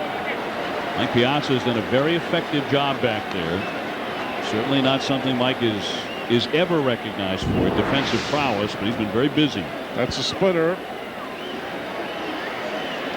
Down in the dirt, proverbial 55-footer. Nicely played by Piazza. Just stop it, keep out in front of you. Lofton, the runner at second. Piazza has committed an error in this inning after the base hit by Kenny Lofton, enabling him to get to scoring territory. 2-1 is off the corner. You saw Jeter take a step right into the bucket to get a good look at it. 3-1. Prinz is ready. He'll be the next Yankee pitcher. Mussina's been lifted. Lofton hit for him in this inning. 7-0 the Mets. Home runs by Kaz Matsui and Richard Hidalgo striking again.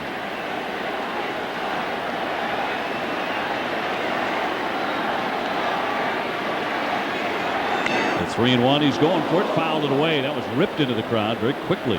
That's a pretty good cut right there by Derek Jeter. He's in the same situation Matsui was in earlier when he homered with Mike Piazza in the on-deck circle. That's a good swing right there. Sitting at 3-1. Down by 7 runs. You know you're going to get fastball. One of the best swings of the game for the Yankees. Even at that, he was a tad tardy. He sat right on that heater. Put a good swing on it. Big pitch right here in this ball game.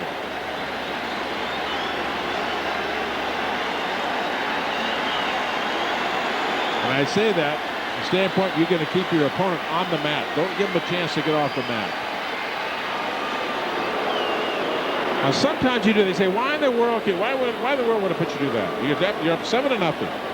You got a runner at second base. It means absolutely nothing. Why in the world would you try and pick him off, or why would a runner get picked off?" And there are sometimes a pitcher will do that to put whatever psychological edge you can get into the hitter, make him a little bit more anxious, or a burr under his saddle. Well, if he had one, he didn't show it. Very patiently accepting ball 4. Well, we've watched Jeter, and he follows those balls right into the catcher's mitt. He did it on a pitch earlier. Well, base on balls that Steve Traxel did not want. That's just his second in the ball game. Well, he has gotten Gary Sheffield twice tonight, and a fly to left and a strikeout. But usually, Sheffield is the last guy in the world that Traxel wants to face. Gary, a .396 career hitter off him coming into tonight. The other point, David, is you don't remember the fly ball to left field missed by a fraction of being a home run to left. Did a great swing, hit it on the right part of the bat, just missed it. Just a little bit of the bottom half of the ball. Traxel pitched him very well the last time up to the plate in the 4th inning. It's interesting that the 29 home runs that Sheffield has hit against the Mets, only 7 have come at Shea Stadium.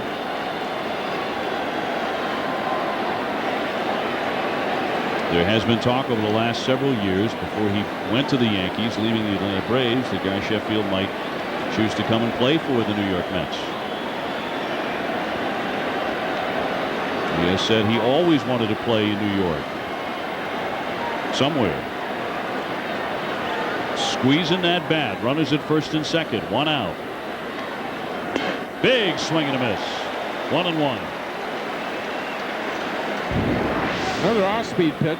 He was fooled last time up in that at-bat. You see how the hand comes off the bat? That means you're way out in front. He's strong enough to hit it out of here one-handed, but clearly way out in front. And it's the second time in 2 at-bats that Traxel has completely fooled Sheffield with off-speed pitches. The Traxel has not gotten in front of many hitters tonight, strike 1, but he's had a very good splitter going. Sheffield again winding up and an 85-mile-an-hour fastball. Well, he missed the fastball. Looked like it was right down Broadway. No, it's off-speed pitch. It looked like he hurt something right there. Wynn seen something in his back. That looks like back. He really lets this swing go. His shoulder has been bothering him. Maybe his shoulder, but certainly looked like he may have twisted that lower back. How could you not hurt something swinging like that? It's sharply but foul. As a human being, how can you swing that hard and twist your body up with that kind of torque and not injure yourself on every swing? Sheffield remarkably strong, 0 for 2 tonight. 86 pitches for Traxel. First pitch strikes, though, just 6 out of 21 hitters. So he's been successful tossing right now 2-hit shutout without throwing strike 1.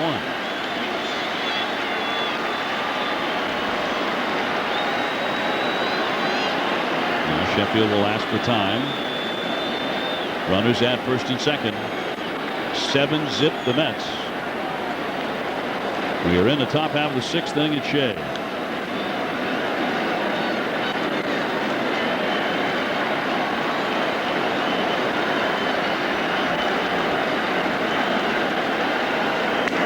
Hard hit. Oh, right through Wigginton. Down the line, here comes Lofton in. Jeter into third, and into second, standing up, Gary Sheffield. He pulled it right underneath the third baseman, Ty Wigginton. That ball hit like a rocket, but a ball should have been played by Wigginton. Gets back on his heels a little bit. Tricky hop. And a break for the New York Yankees. Well, in the first inning, it was the Yankees who were sloppy in the field. Here in the sixth inning, Art Howe's Mets are sloppy in the field, committing their second error in this frame. Remember, Piazza on his wild throw was charged with one. And David, one of the things that we've talked about it before, about the pace of the ball game, sometimes that Traxler will set. If you're quick on the mound, get the ball, take care of business, and deliver it to home plate, you get better defense played behind you. You don't get infielders that get back on their heels. Take a look at this last pitch. Sinker down, two hops right to Wigginton and right through the wicket for his 12th error of the year. And the Mets with 2 tonight on out of 69, but that is clearly double play ball. And see what I'm talking about, back on his heels? The game is it's a game of timing and rhythm and tempo. And men get on the base against Traxel, and he takes all the tempo out of the ball game. So here's Alex Rodriguez with runners at second and third. Jeter and Sheffield out there. Rodriguez has driven in 48 runs for the Mets, not for the Yankees. One man out, runners at second and third, and the pitch is inside for ball one. A-Rod just 2 for 17 off of Steve Traxel.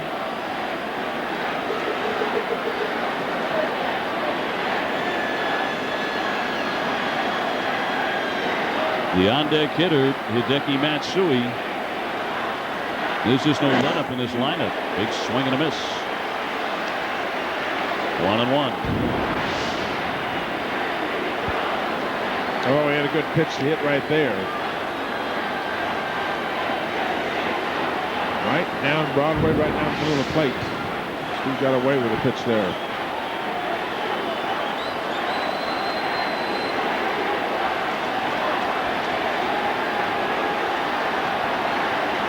The 1-1, high fly ball right field deep. Hidalgo at the edge of the track. He's got it. Jeter tags up.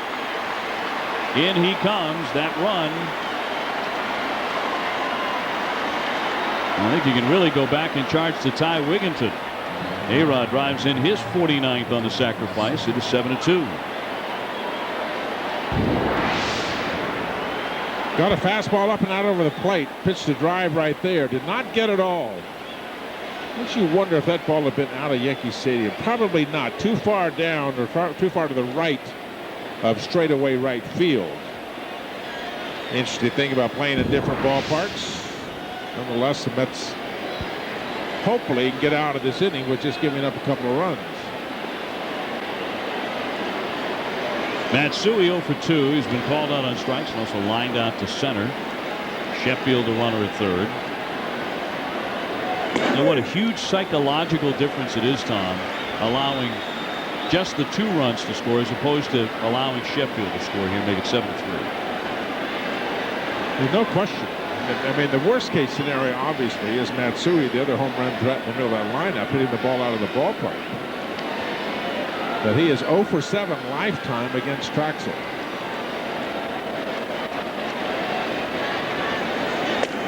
Fastball too high, 1-1. The thing about, and I talk about, there's how many big outs out in the ball game you have to have, 5.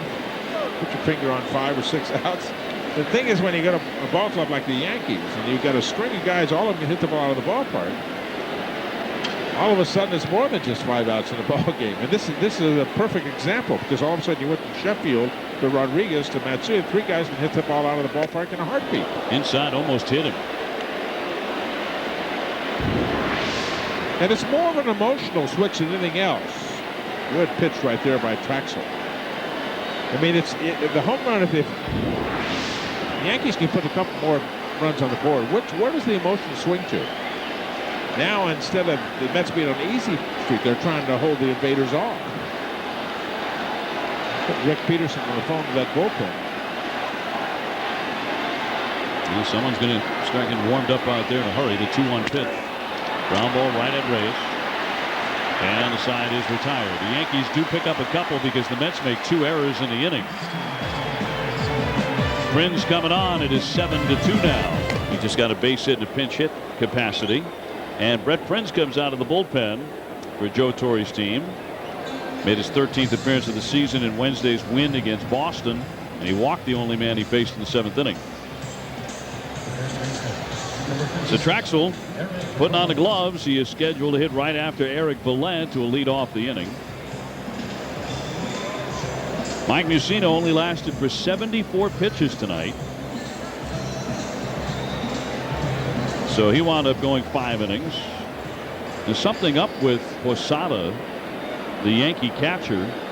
We were just about to get this half inning underway, and he went down into crouch outside the batting circle, and the trainer is over to examine him.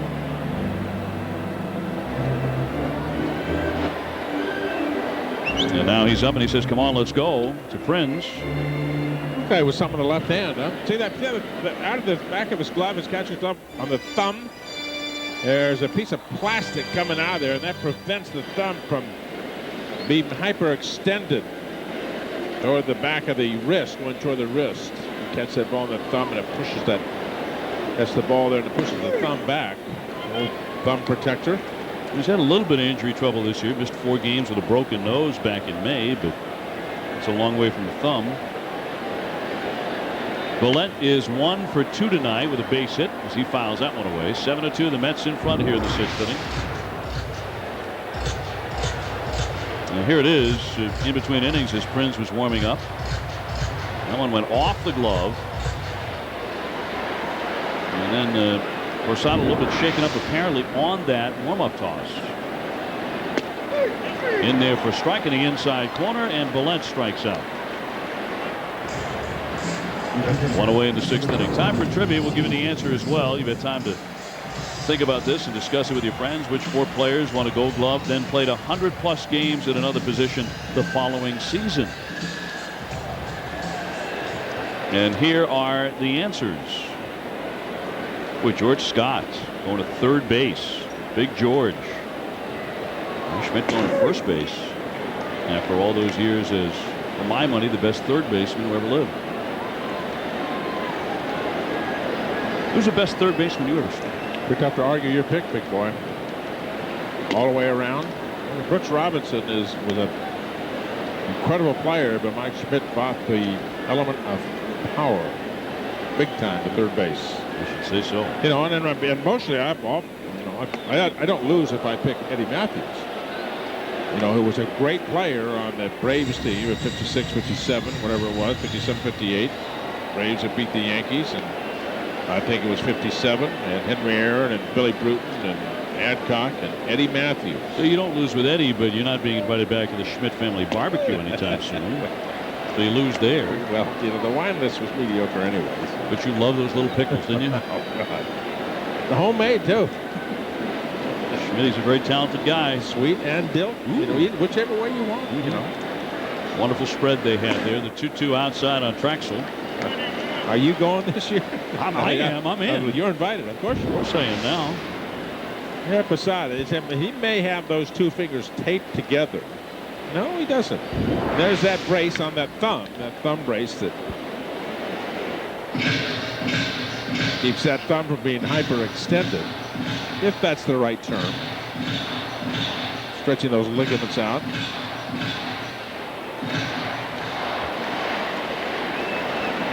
Traxel 0 for 1. He almost shook up the Yankees big time there. A-Rod playing way off the line. He lines that one to the middle and a clean base hit by the diving Jeter. So in the end, he does break them up. A one-out single for Steve Traxel. Well, we've seen Steve Traxel make a good fielding play. We're talking about being a good athlete. Good swing right there. He is 1 for 2 tonight with a sacrifice bunt. Came in hitting 200. Well, if you're a pitcher and you can help yourself with a 200 average once in a while through the course of a season, get a key base hit once in a while, you really help your ball club. Reyes going after the first pitch, fouls it back. Jose is 1 for 3 with an infield single tonight. He hit a home run yesterday in Cincinnati. The Mets homered 4 times. Kaz Matsui has homered tonight, a 3-run blow, as has Richard Hidalgo, a 2-run shot. 0-2 on Reyes. 55,068 here at Shea Stadium this evening. That is a sellout. They had to wait through a 42-minute rain delay before we could get going. He bids for pitch in the dirt, strikes out. That's good morning, good afternoon, good night. And a bad at bat right there for Jose Reyes. This is way out of the strike zone. I mean, that's not even on the same block. That's down the street about 3 blocks away. That one totally confused. And you know, you're talking about how long it's going to take for him to. You know, I picked up the paper. David O'Brien was talking to me earlier about, well, how long is it going to take Reyes to get there? You know, who knows? When I picked up the paper about the home run that he hit in Cincinnati, I went, oh no. You don't want him to hit home runs. You want him to make contact, put the ball in play, and it's almost as if a home run is a mistake.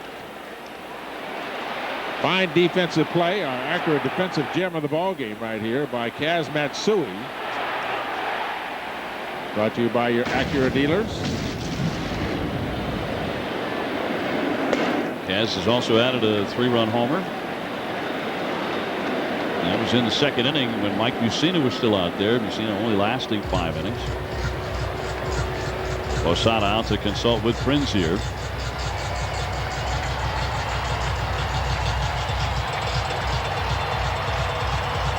Two down, but a 2-0 pitch to Matsui. With Traxel aboard, the Mets with a 5-run lead. He jumps back. The pitch in tight, 3-0. A couple of finals from earlier today. The Cubs beat the White Sox 6-2 in the Battle of Chicago. Montreal defeated Toronto 2-0. On the corner for strike. The Phillies and the Orioles were in a 6-6 tie in the 7th inning. Philadelphia now leading the National League East. They have a 1-game advantage on the Marlins, 3 over the Mets. 3-2 now on Kaz Matsui. In the 8th inning, Cleveland is pouring it on Cincinnati 15-2. Boston and Atlanta are tied up 2-2 in the 9th inning. Boy, another close one the Red Sox are involved in. Like that's all they need. There's another drive. Sucked to right. Sailing and gone. A 2-home run night for Kaz Matsui.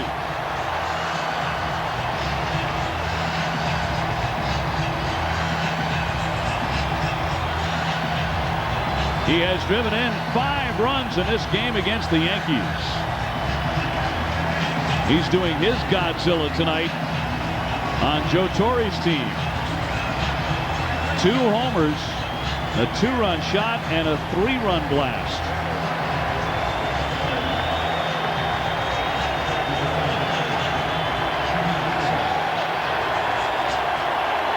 A big night for Kaz. He's also made a terrific defensive play. The fans want him.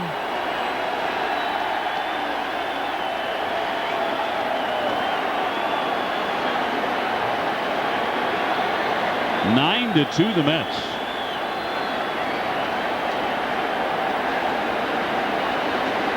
Mike Piazza has had a good night going too. 2 singles and a walk. Richard Hidalgo is 3 for 3. He's hit a home run. Number 2 tonight for Kaz.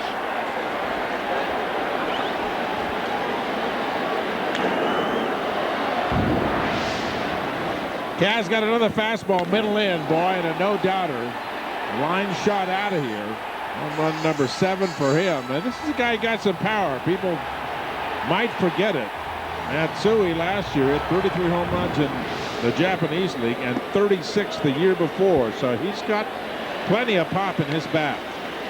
No swing for Mike Piazza. I think I'd take Mike Piazza out to dinner if I'm Kaz Matsui. I might buy you a nice steak here tonight. Well, hitting right in front of Mike Piazza when the count gets to 1-0, 2-0, 3-1. There aren't too many better places to be, especially when Mike's having a big offensive year. He's having a very good one. Here's the 3-2 pitch. Socked into right, coming on Sheffield. He'll make the catch. That's it. But Kaz Matsui, with his second home run of the ball game, has driven in 5 runs this evening, powering the Mets to a 9-2 lead. Game card, time to announce our first Lincoln Mercury and Delta Airlines instant winner. If your game card has the number 118959 in the right-hand corner, you have won an autographed Jose Reyes jersey. See your game card for instructions on how to redeem your prize. Now, if your game card matches the win the innings 3 in a row combination on your screen, you've just won a Mets bobblehead. See game card for instructions on how to redeem your prize. Been glad we could help. Posada leading off the 7th inning. It's just the way the Subway Series goes. It's haymaker after haymaker for one side and laughers. And tonight it's the Mets' turn, at least so far, 9-2 over the Yankees. Softly hit right to the feet of Reyes. One up, one down for Steve Traxel. Tony Clark on his way up next. Well, the news at 10 is coming your way following the game. Stay right here on the WB11. We have had a 42-minute rain delay, so the news will be a little later than normal. This game starting at 7:50 or so tonight. 7:52.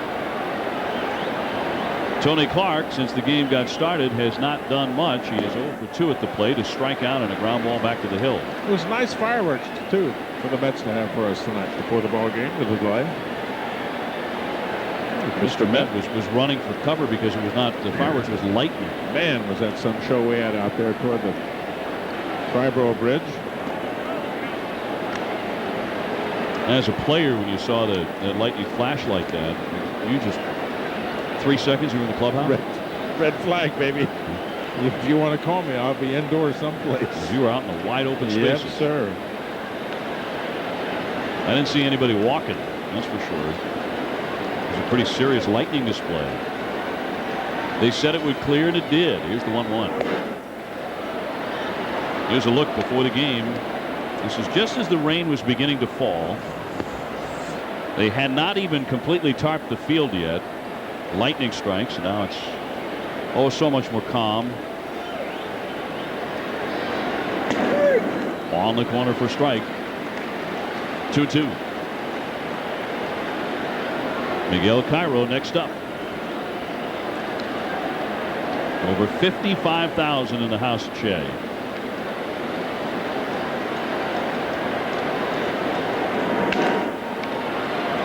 Matsui hoovers this up. Right on the money. 2 down.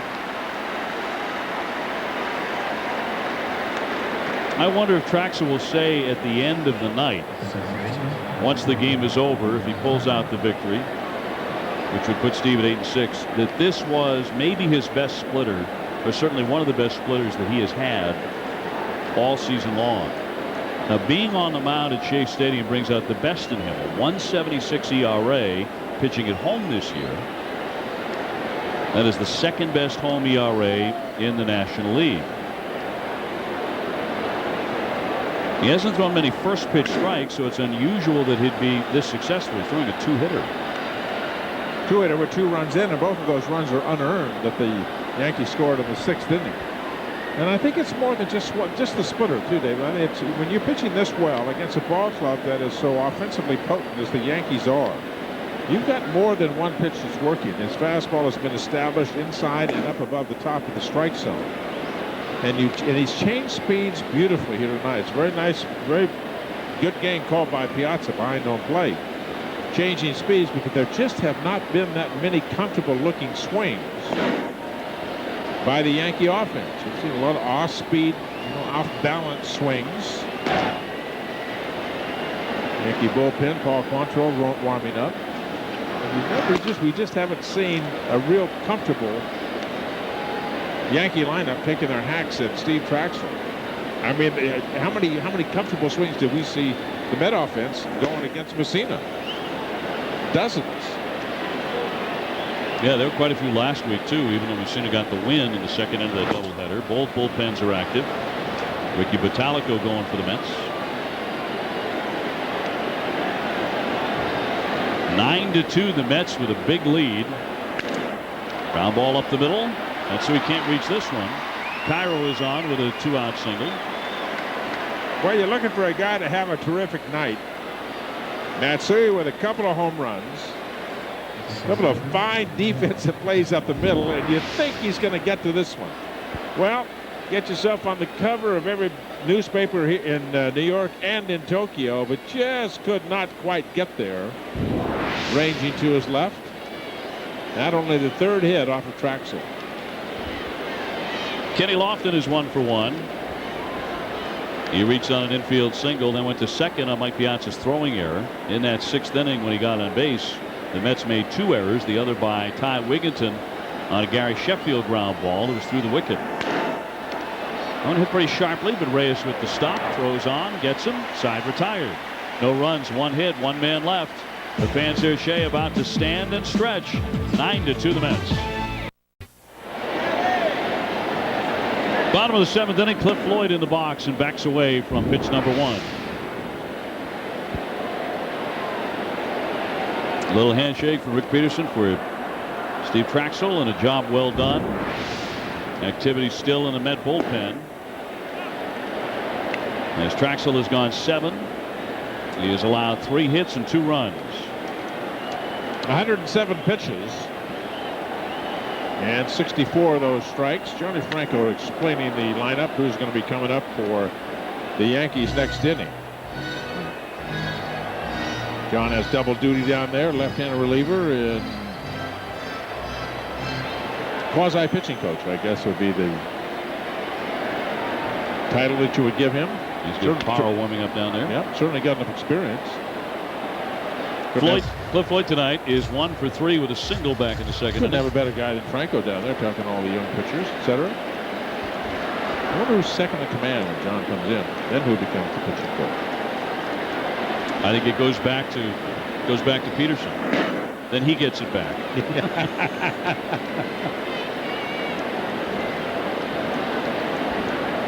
Cliff with one of the home runs yesterday in Cincinnati.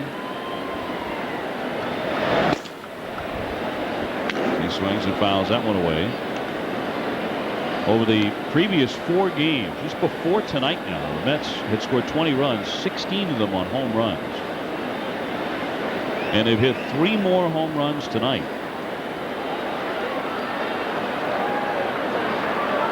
In support of Traxel, swinging a deep drive, right field, way up there. Man, did he hit it a ton, but foul. Mercy. Cliff Floyd never left the batter's box. He got around on it too quickly, and the ball clearly foul. That does not mean he didn't watch it. Oh boy, I'm going to watch that baby. I don't blame him. Into the dirt for ball 4, so he reaches for the 3rd time. He's reached on an error, singled and walked tonight. As we check out the Toyota out-of-town scoreboard, the Cubs with a win. Zambrano is now 9-3. Montreal shuts out Toronto. Livan Hernandez with a 4-hit shutout in that one. Baltimore and the Phillies in a 6-6 tie. It's been all Indians against Cincinnati. Detroit leading Colorado 4-3. Pudge Rodriguez having a great year, hitting in the 370s for the Tigers. Hidalgo stings this one. 1 hopper. Jeter flips to second for 1, and the double play turned. So 2 down here in the Mets 7th inning as Hidalgo makes an out. In fact, 2 with 1 swing for the first time tonight. He had been 3 for 3 with a double, a single, and a homer. You know, you got the All-Star game coming around in just, what is it, 10 days, couple weeks? Who are you going to pick from the Montreal Expos? Yeah, somebody's got to go. You got to have a representative from every team, right? For me, you just named him. Livan Hernandez. Yeah, he has lost. You know, when they went through the first 6 weeks, 7 weeks of the season, I mean, the Expos would go 15 days and score no more than 2 runs. I was about to say, it really has to be a pitcher from that team. Yeah. You can't be a guy who swings a bat. Because they just, I mean, for a while they were averaging at best 2 runs. They just couldn't put points on the board at all. Yeah, the Expos hitting .238 as a team, dead last in the big leagues. And Hernandez has pitched very well. The one loss certainly is not going to be representative of that, but he has pitched well on that ball club. And you know what else he does? He eats up innings for you. Well, in fact, he's pitched more innings than anybody in the National League. Yes, sir. And that was coming into tonight before the shutout. Little pop-up left center. Jeter turns tail, racing hard. It's going to drop in between Jeter, Lofton, and Matsui, and it's a base hit for Shane Spencer. The former Yankee with his first hit of the game. That comes with 2 down. Well, right in the Bermuda Triangle right there. That will be a line drive in tomorrow's box score. Jeter said, help. Lofton yelling help. Matsui yelling help. Placed perfectly by Shane Spencer. Wigginton is 0 for 3 this evening, and he's committed an error. He takes a strike. Remember when Shane Spencer came up in late 1998 with the Yankees? Came up with a bang. He had 8 home runs in September that year, including 3 grand slams in the final month. This one ripped toward the alley, and it's going to be up against the base of the fence for a hit for Wigginton. Spencer rounding third. No throw to the plate. He slides in safely. And the Mets are into double figures tonight against the Yankees. Ty Wigginton picking up his 30th RBI of the year. Up and out over the plate, and he goes that way with power to right center. One hop off the wall, right off the base of the wall. And with a couple of outs, Spencer off of the races, scores easily, and double digits for the Yankees. For Wigginton, his 16th double, 30th RBI of the season. Well, to make him feel a little bit better, make it up for that error earlier in the ballgame. So the Mets now with 10 to the Yankees 2. And every Met has at least 1 hit. Kaz Matsui has hit 2 home runs. Mike Piazza 2 hits. Richard Hidalgo has 3 hits and a homer. Plenty of offense to go around. A total of 13 Met hits. And now another man in scoring position where the Mets have done very well. They are 4 for 5 tonight in these spots. Spencer is chased in by the Ty Wigginton double.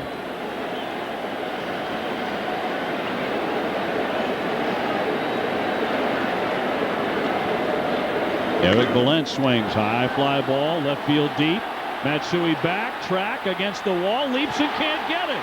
That bounces back toward the infield. Wigginton is in. Valent heading into third. He is there standing up. A 3-base hit for Eric Valent, his second hit, and it's 11-2. All this happening with 2 out. That was after the double play Hidalgo hit into. Single, double, triple. Little man with a good power the opposite way. He's going that way. That's why he hit it off the wall. If he tries to pull that ball, it's a fly ball to right field. And in the new ballpark, Hideki Matsui having trouble in left field, did not get back to the fence. And doesn't have the benefit of local knowledge. And with 2 outs, Wigginton scores easily. And watch Valent, he says, I'm smelling triple. The ball got away from Matsui. I'm smelling 3, so his first triple of the year. And he gets his 18th RBI. First triple of his career, by the way. Eric 2 for 4 tonight. That brings in Wigginton, who had doubled. Met fans are loving this one tonight at Shea. 11-2 over the Yankees. Todd Zeile pinch hitting, tried to hold up, could not. That's strike one.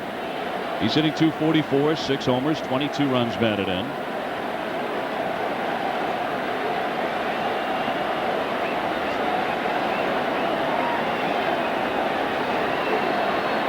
The 0-1 pitch popped up back of the screen and off into the seats.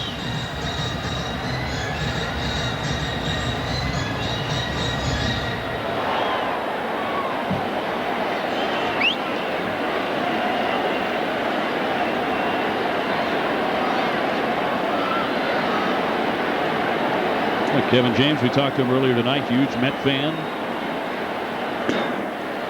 And a big fan of Todd Zeile's. In fact, they're buddies. Todd, of course, who's going to be dabbling in acting, wants to, acting and producing when his baseball career is over. He's been doing it here in the last year or two of his career with his own production company. 2 balls, 2 strikes.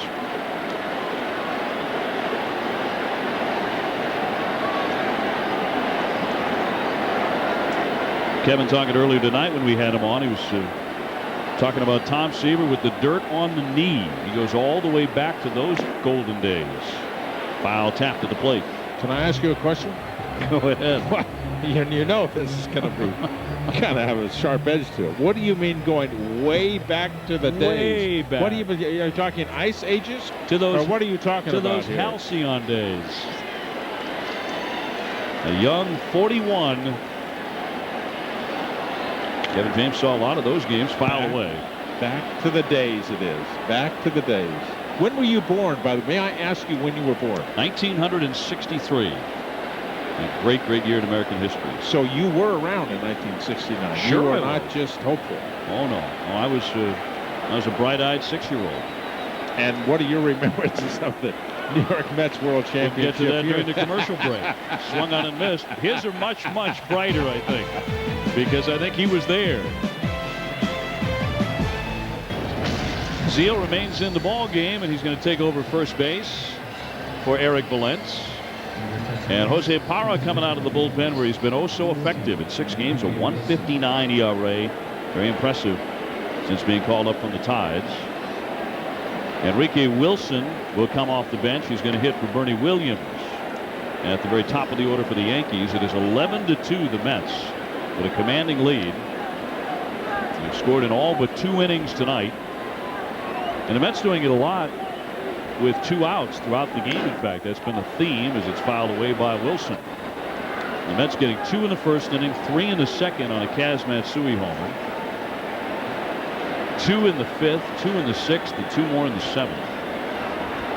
Kaz has driven in 5 runs. And Richard Hidalgo has also homered. Swing, fly ball, center field. Spencer on the run, backs up, he's there. Mike Cameron nursing a tender knee and a bit of a groin injury as well. We found out right before game time. Paul Quantrill continues to loosen for the Yankees. And now Bubba Crosby is going to be announced as a hitter. He will hit for Derek Jeter.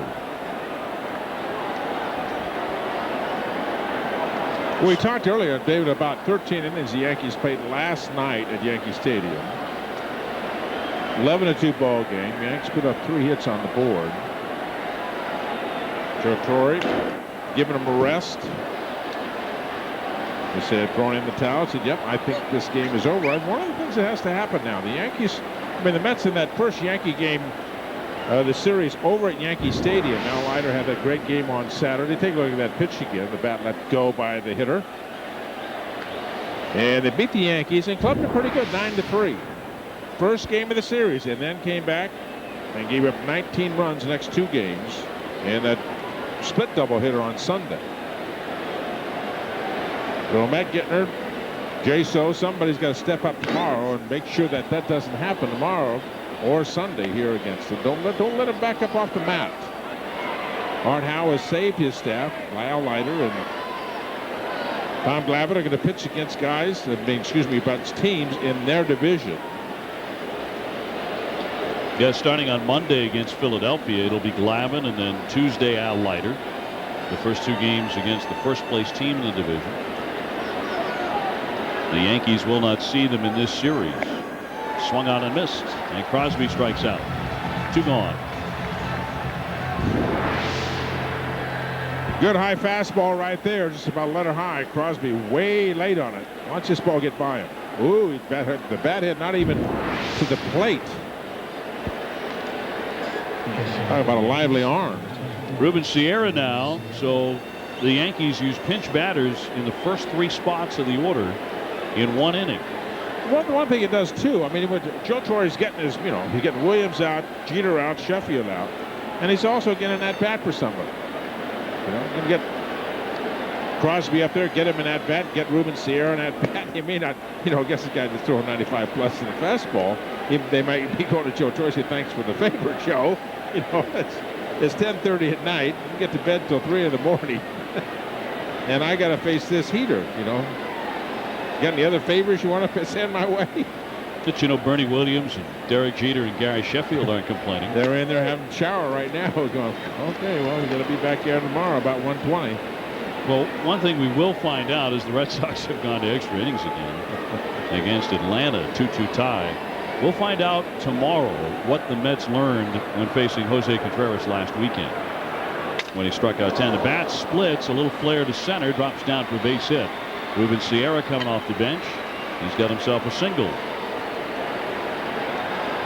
And a lot of busted bats flying all over the place, and very sharp shards of wood in all directions, like never before.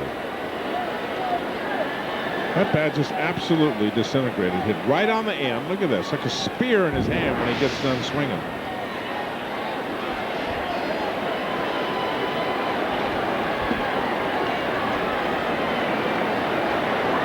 Well, A-Rod stays in. He is 0 for 2, but with an RBI and a sacrifice. On a fly ball in the 6th inning. He's hit at 281.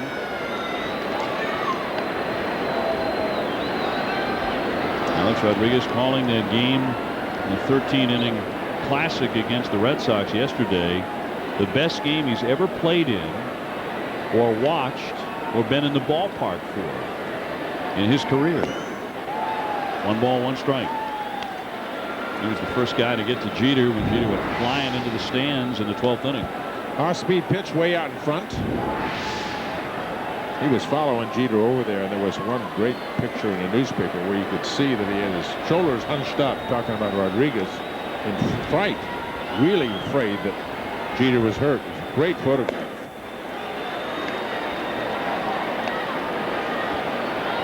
Jeter would be taken off to the hospital. All the x-rays were negative, but you see the damage right on his face.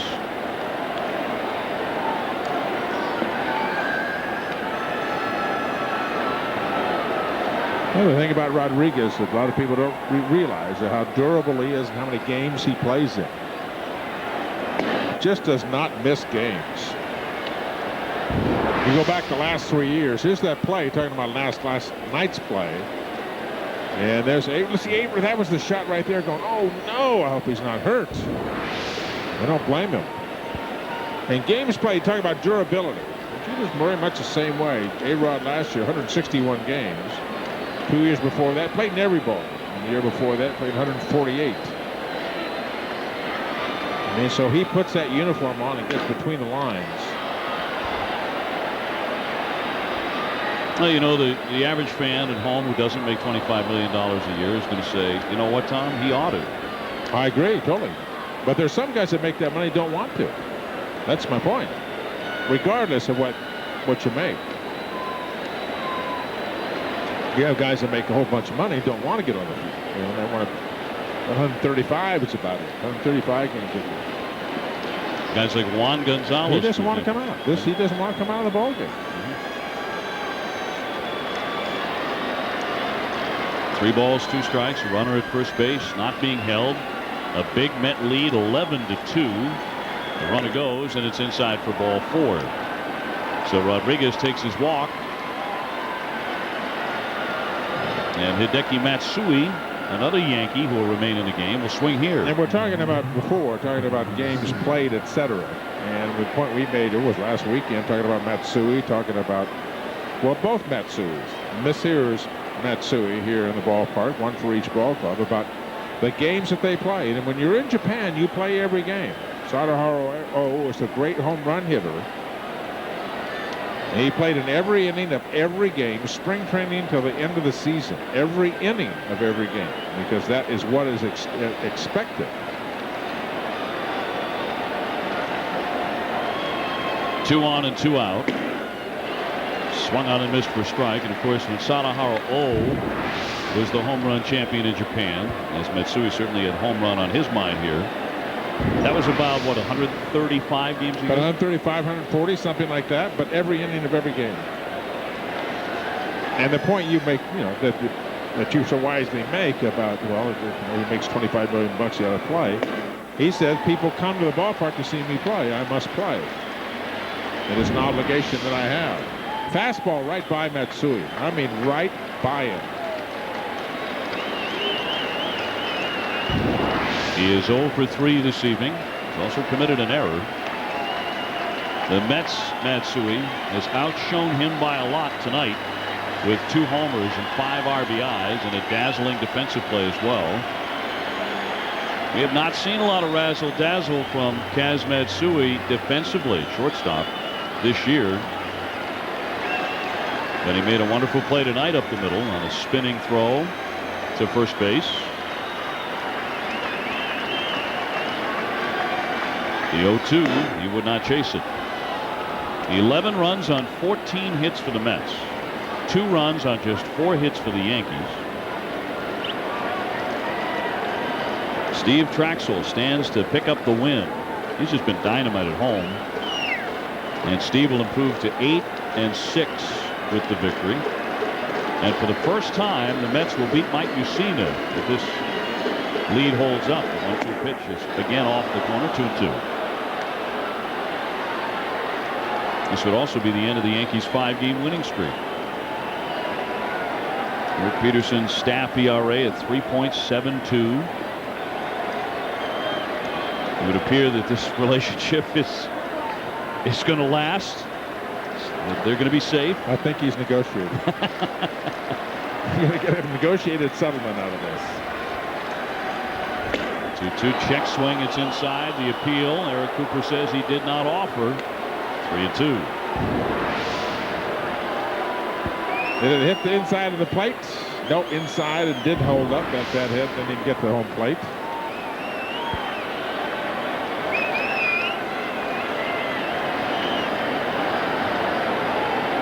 Barra needs to tighten up his control of the strike zone.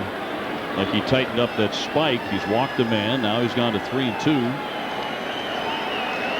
on Hideki Matsui.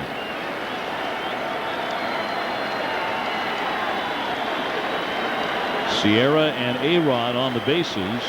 They get a head start on the 3-2 pitch, and it's fouled away. You know, you're talking about guys that make a lot of money. And Parra on the mound here for the Mets, signed with the Dodgers. You want to know where he's been in his career? Sneak this in before the next pitch. Great Falls, that's in Idaho, Bakersfield in California, San Antonio, Albuquerque, LA, Minnesota, Salt Lake, and then Samsung, Korea, Yomiuri Giants, back to Nashville, Pittsburgh. Then he went to Mexico for 2 more years, and back to Tucson, and then Colorado in the Mexican League. Well, tonight he's in New York City striking out Hideki Matsui. Number of changes here. Enrique Wilson is the new shortstop. Ruben Sierra takes over in left field for the Yankees. Bubba Crosby in right. And on the mound is the veteran Paul Quantrill. Jose Reyes is trying to pick up his second hit. As we look at the numbers on Quantrill, a 3.28 ERA. Joe Torre used 6 pitchers in the ball game yesterday and has got to manage his pitching staff. He got a day game here tomorrow. That's one thing that he relies on. Mel Stottlemyre. Take a look at the GM turning point here in this ball game. And pretty obvious. The first run by Kaz Matsui in the 2nd inning, and then a no-doubter in the 6th. That second one of 3 RBIs in that ball game, and yeah, I got it all right there. Our GM turning point of the ball game.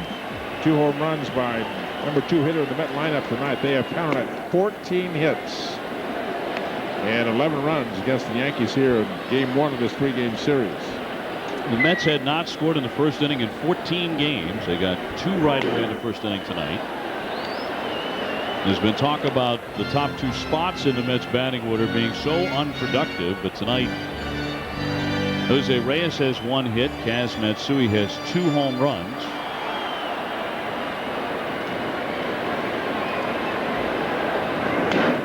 Another flare foul. That one ran in on the bat. 1 ball, 2 strikes.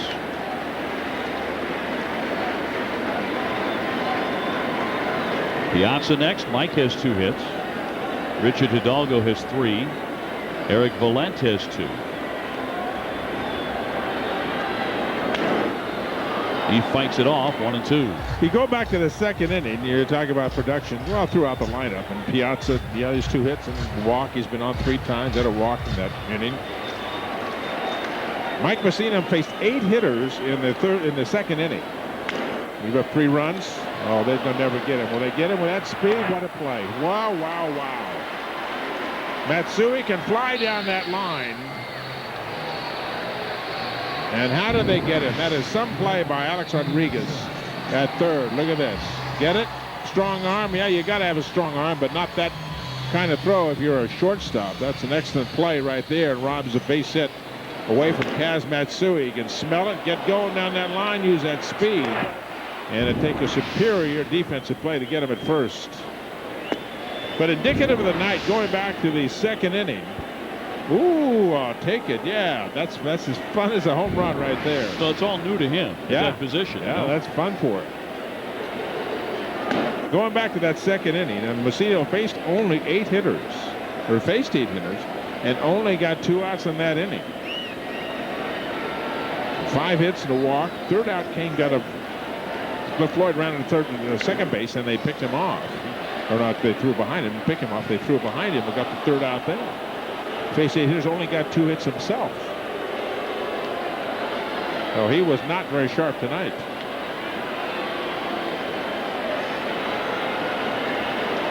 Piazza 2 for 3, 2 singles, 2 runs.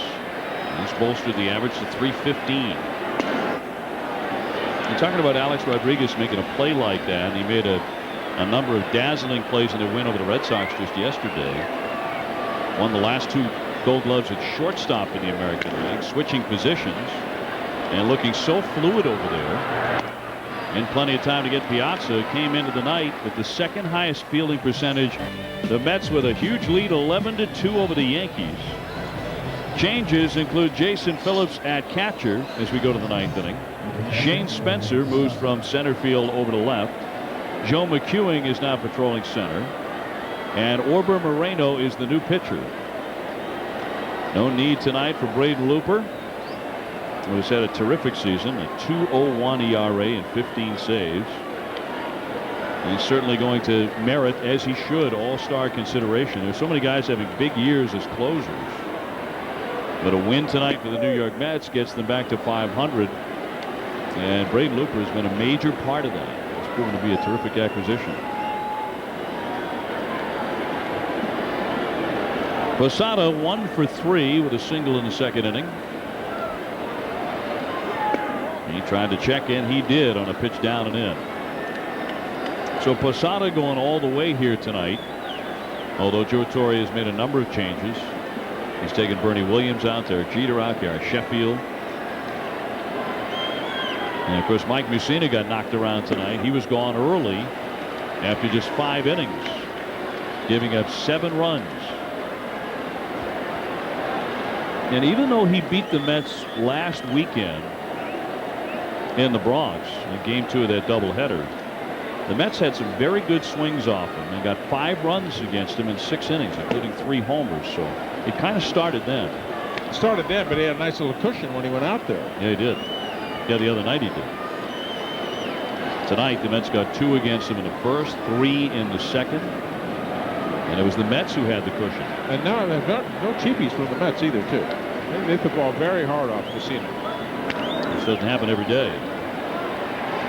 Reyes fields, throws, and gets him. Posada 1 for 4. A man out in the 9th. 11 runs, 14 hits for the Mets. Right at him. Hit sharply, but right at the second baseman Reyes. I gotcha.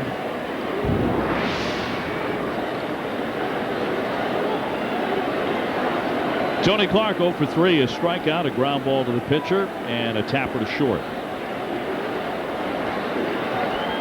Steve Traxel 2 outs away from picking up another victory, which would make him 8-6.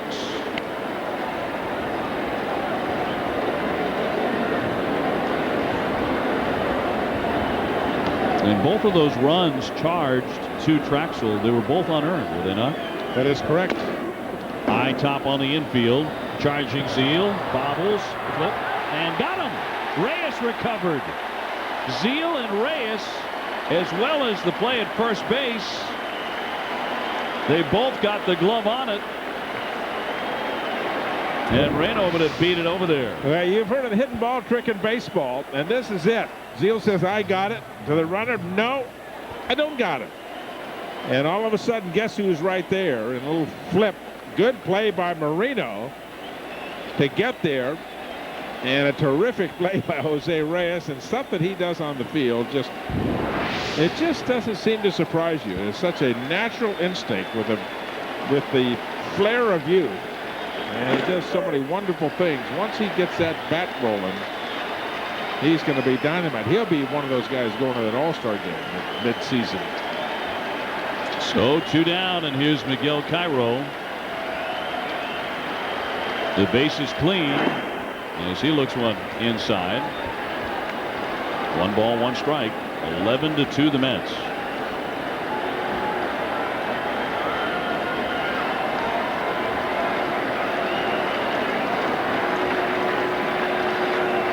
It has been the way of this Subway Series. Certainly here in 2004, the winning team wins big. And tonight, with Giambi unavailable because of that intestinal parasite problem, it's the Mets swinging the big bats with 14 hits. Fouled off by Cairo. The Yankees have been held to 4.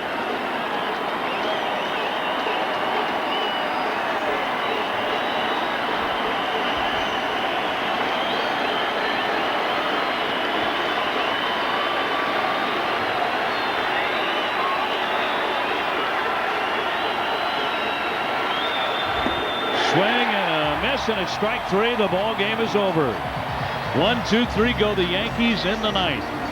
And Art Howe's New York Mets win this one in a big way. 11-2 the final score. A terrific night for Kaz Matsui as he hits a pair of home runs, a 3-run shot, a 2-run homer, and drives in 5. Richard Hidalgo had 3 hits. 3 home runs in the ballgame for the Mets, 2 by Matsui, and one of those hits by Hidalgo, the home run that came in the 5th inning. And production up and down the lineup. Even Steve Traxel got a base hit, later scored a ball, scored a run. There's some sort of language going on here. And those 2 celebrated after the 2nd home run by Matsui, too. They've got some sort of sign language.